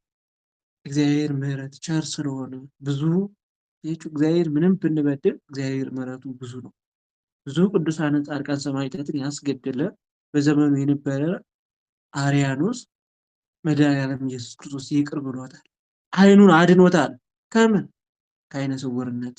ይህን ጊዜ ቅዱሳንን ማሰቃየቱን ተጸጸተና አዘነ። ጣዖታትንም ሰበረ። ለጌታችን ለኢየሱስ ክርስቶስም አምኖ ሰገደ።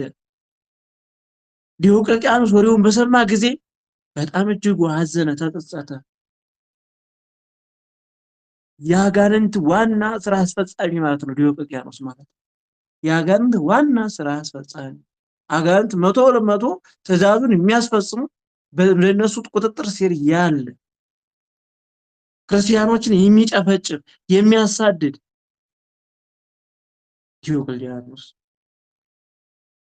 ዲዮቅልጥያኖስ ሄዶ ነገረው። ለዲዮቅልጥያኖስ በክብር ባለቤቱ በኢየሱስ ክርስቶስ ማመኑ ሄዶ ነገረው። ብዙ ጊዜ የሰይጣን ግብረ አበሮች የሚሆኑት በተለይ መናፍስትን 100% ደብተራዎች ሲዋረሱት የሚገርማችሁ ነገር ያለ ክርስትና ስም ያለምን ሰዎችን ያጠፋሉ። ያለ ምግብ መናፍስትን ይልካሉ። ቤተ መቅደስ ተጸዳድተው በመጽሐፍ ቅዱስ ረግጠው መስቀልን ረግጠው ቅዱሳን ስዕላትን ረግጠው ክፉን መንፈስ ስለሚዋረሱት የሚገርማችሁ ነገር ተሰውሮ የሚሄድ አቅም አላቸው።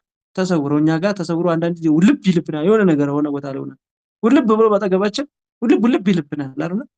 100% 100% የተዋረሱት መናፍስትን የተዋረሱት ደብተራዎች እንደዚህ አይነት የሚያደርግ ችሎታ አላቸው። ምክንያቱም እያንዳንዷን ነገር ተመለሱ ብትሉቸው አይመለሱ፣ ንስሐ ግቡ ብትሏቸው ለነዛ ሰው ሞት ይቀላቸዋል ከነሳ። ምክንያቱም መንፈሱን መቶ ስለተዋረሱት። ዲዮቅልጥያኖስ ማለት ይሄ ሰው ነው። ዲዮቅልጥያኖስ ብዙ ታምራትን በፊቱ እያየ በብዙ ሰማዕታት ፊት አልተመለሰም አይደል?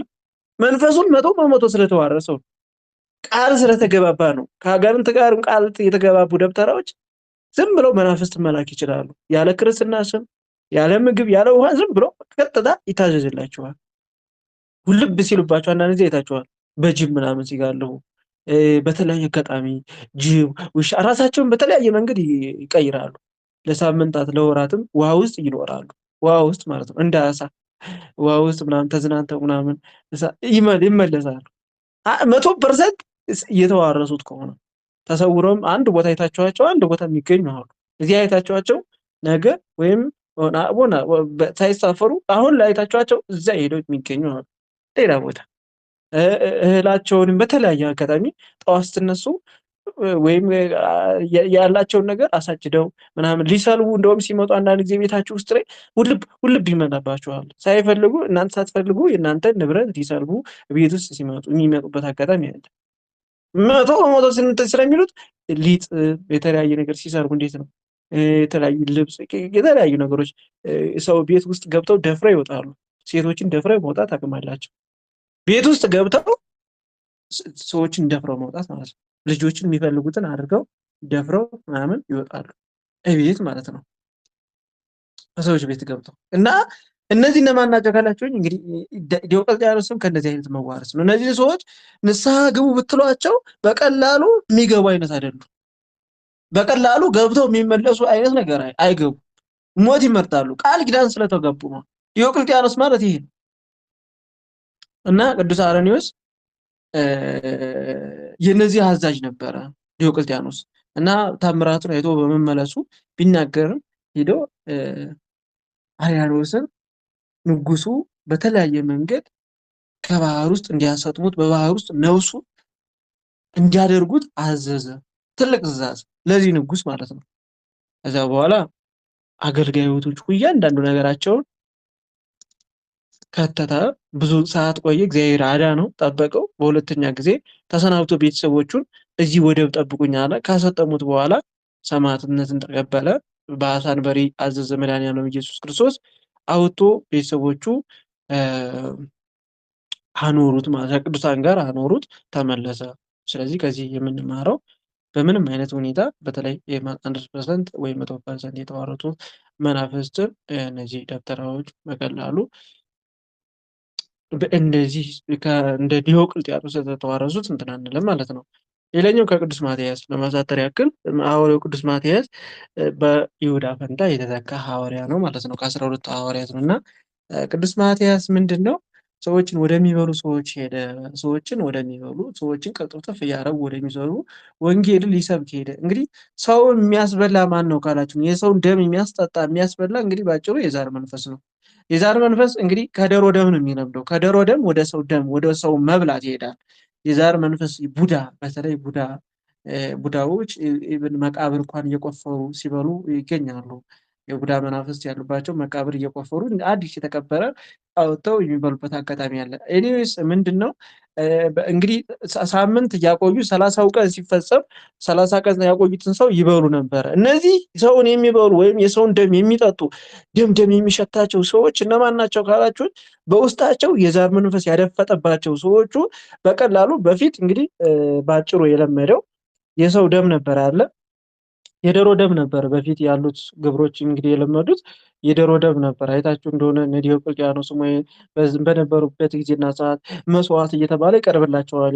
የዶሮ ምናምን ለበዓል ምናምን እየተባለ አሁን ላይ እሱ አይደለም ሲሉ አሁን ላይ ዛሩ ራሱ የሚገርማችሁ ዘምኗል። የሚፈልገው የሰው ደም ነው። የሰው ደም ነው።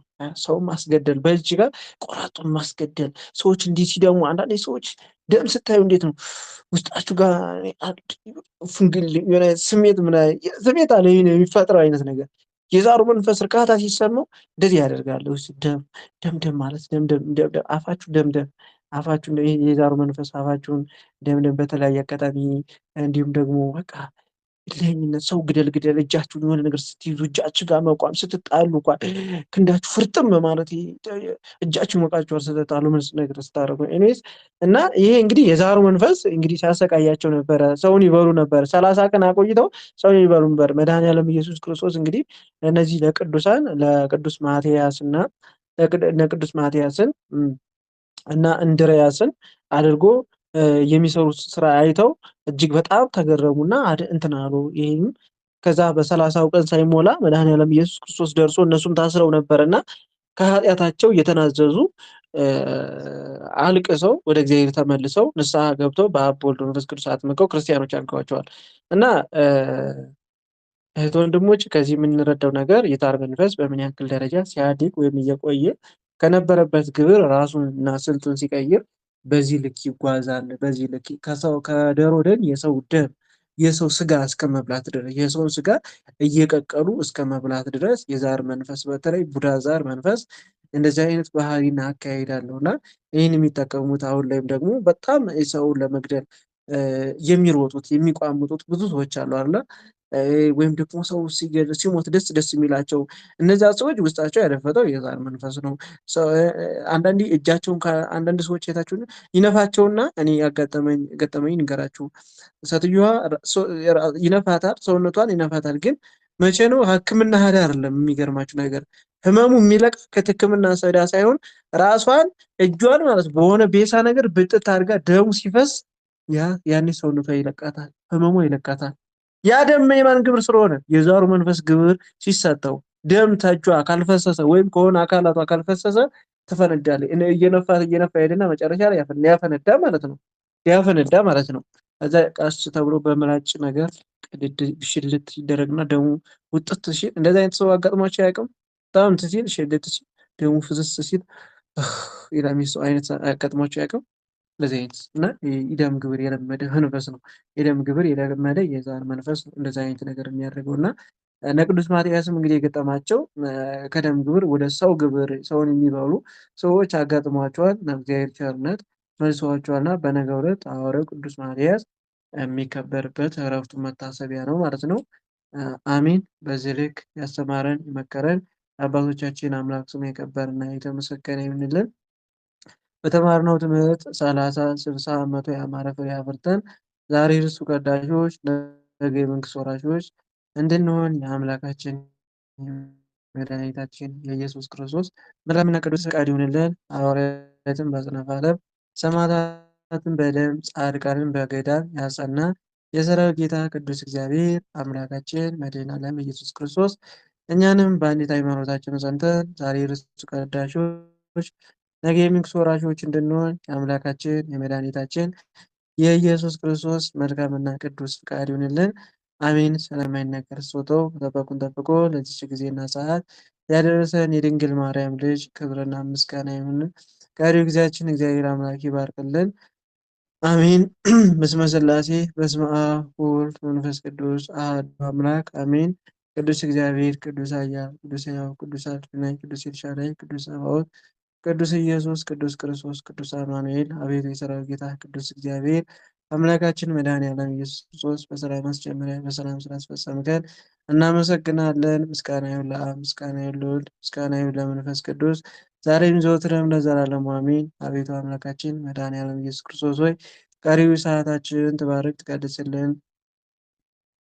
ትቀድስልን ዘንድ በተማማርነው ትምህርት 30፣ 60፣ 100 ያማረ ፍሬ አፍርተን የስምህ ቀዳሽ የመንግስት ወራሽ ትሆን ታበቃን ዘንድ እንለምናለን፣ እንማጸናለን። በሰላም አስጀምረን በሰላም ስላስፈጸምከን እናመሰግናለን። አቤቱ አምላካችን መድኃኔዓለም ኢየሱስ ክርስቶስ ሆይ ቀሪው ጊዜያችንና ሰዓታችን ትባርክልን ትቀድስልን ዘንድ እንደያልን ቅዱስና ገናኑ ስምህን እንጠራለን። ስማን። አሜን። አባታችን ሆይ በሰማያት የምትኖር ስምህ ይቀደስ መንግሥትህ ትምጣ፣ ፈቃድህ በሰማይ እንደሆነች እንዲሁም በምድር ትሁን። የዕለት እንጀራችንን ዛሬ ስጠን፣ በደላችንን ይቅር በለን እኛም የበደልነውን ይቅር እንደምንል፣ አቤቱ ወደ ፈተና አታግባን ከክፉ ሁሉ አድነን እንጂ መንግሥት ያንተ ናትና፣ ኃይል፣ ክብር፣ ምስጋና ለዘላለሙ አሜን። እመቤታችን ንጽሕት ቅድስት ድንግል ማርያም ሆይ በመልአኩ በቅዱስ ገብርኤል ሰላምታ ሰላም እንልሻለን። በሐሳብሽ ድንግል በሥጋሽም ድንግል የአሸናፊ እግዚአብሔር እናት ሆይ ሰላምታ ላንቺ ይገባሻል። ከሴቶች ሁሉ ተለይተሽ አንቺ የተባረክሽ ነሽ፣ የማኅፀንሽ ፍሬ መድኃኔዓለም ኢየሱስ ክርስቶስ የተባረከ ነው። ጸጋን የተመላሽ ቅድስት ሆይ ደስ ይበልሽ፣ በእግዚአብሔር ከአንቺ ጋር ነውና ከተወደደው ልጅሽ ከጌታችን ከመድኃኒታችን ከኢየሱስ ክርስቶስ ዘንድ ይቅርታንና ምሕረቱን ለምኝልን ኃጢአታችንን ያስተሰርይልን ዘንድ ለዘላለሙ አሜን። ምስጋና ይሁን ለአብ፣ ምስጋና ይሁን ለወልድ፣ ምስጋና ይሁን ለመንፈስ ቅዱስ ዛሬም ዘወትርም ለዘላለሙ አሜን።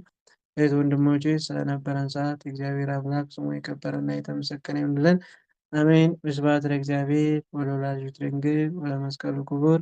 ይቆይ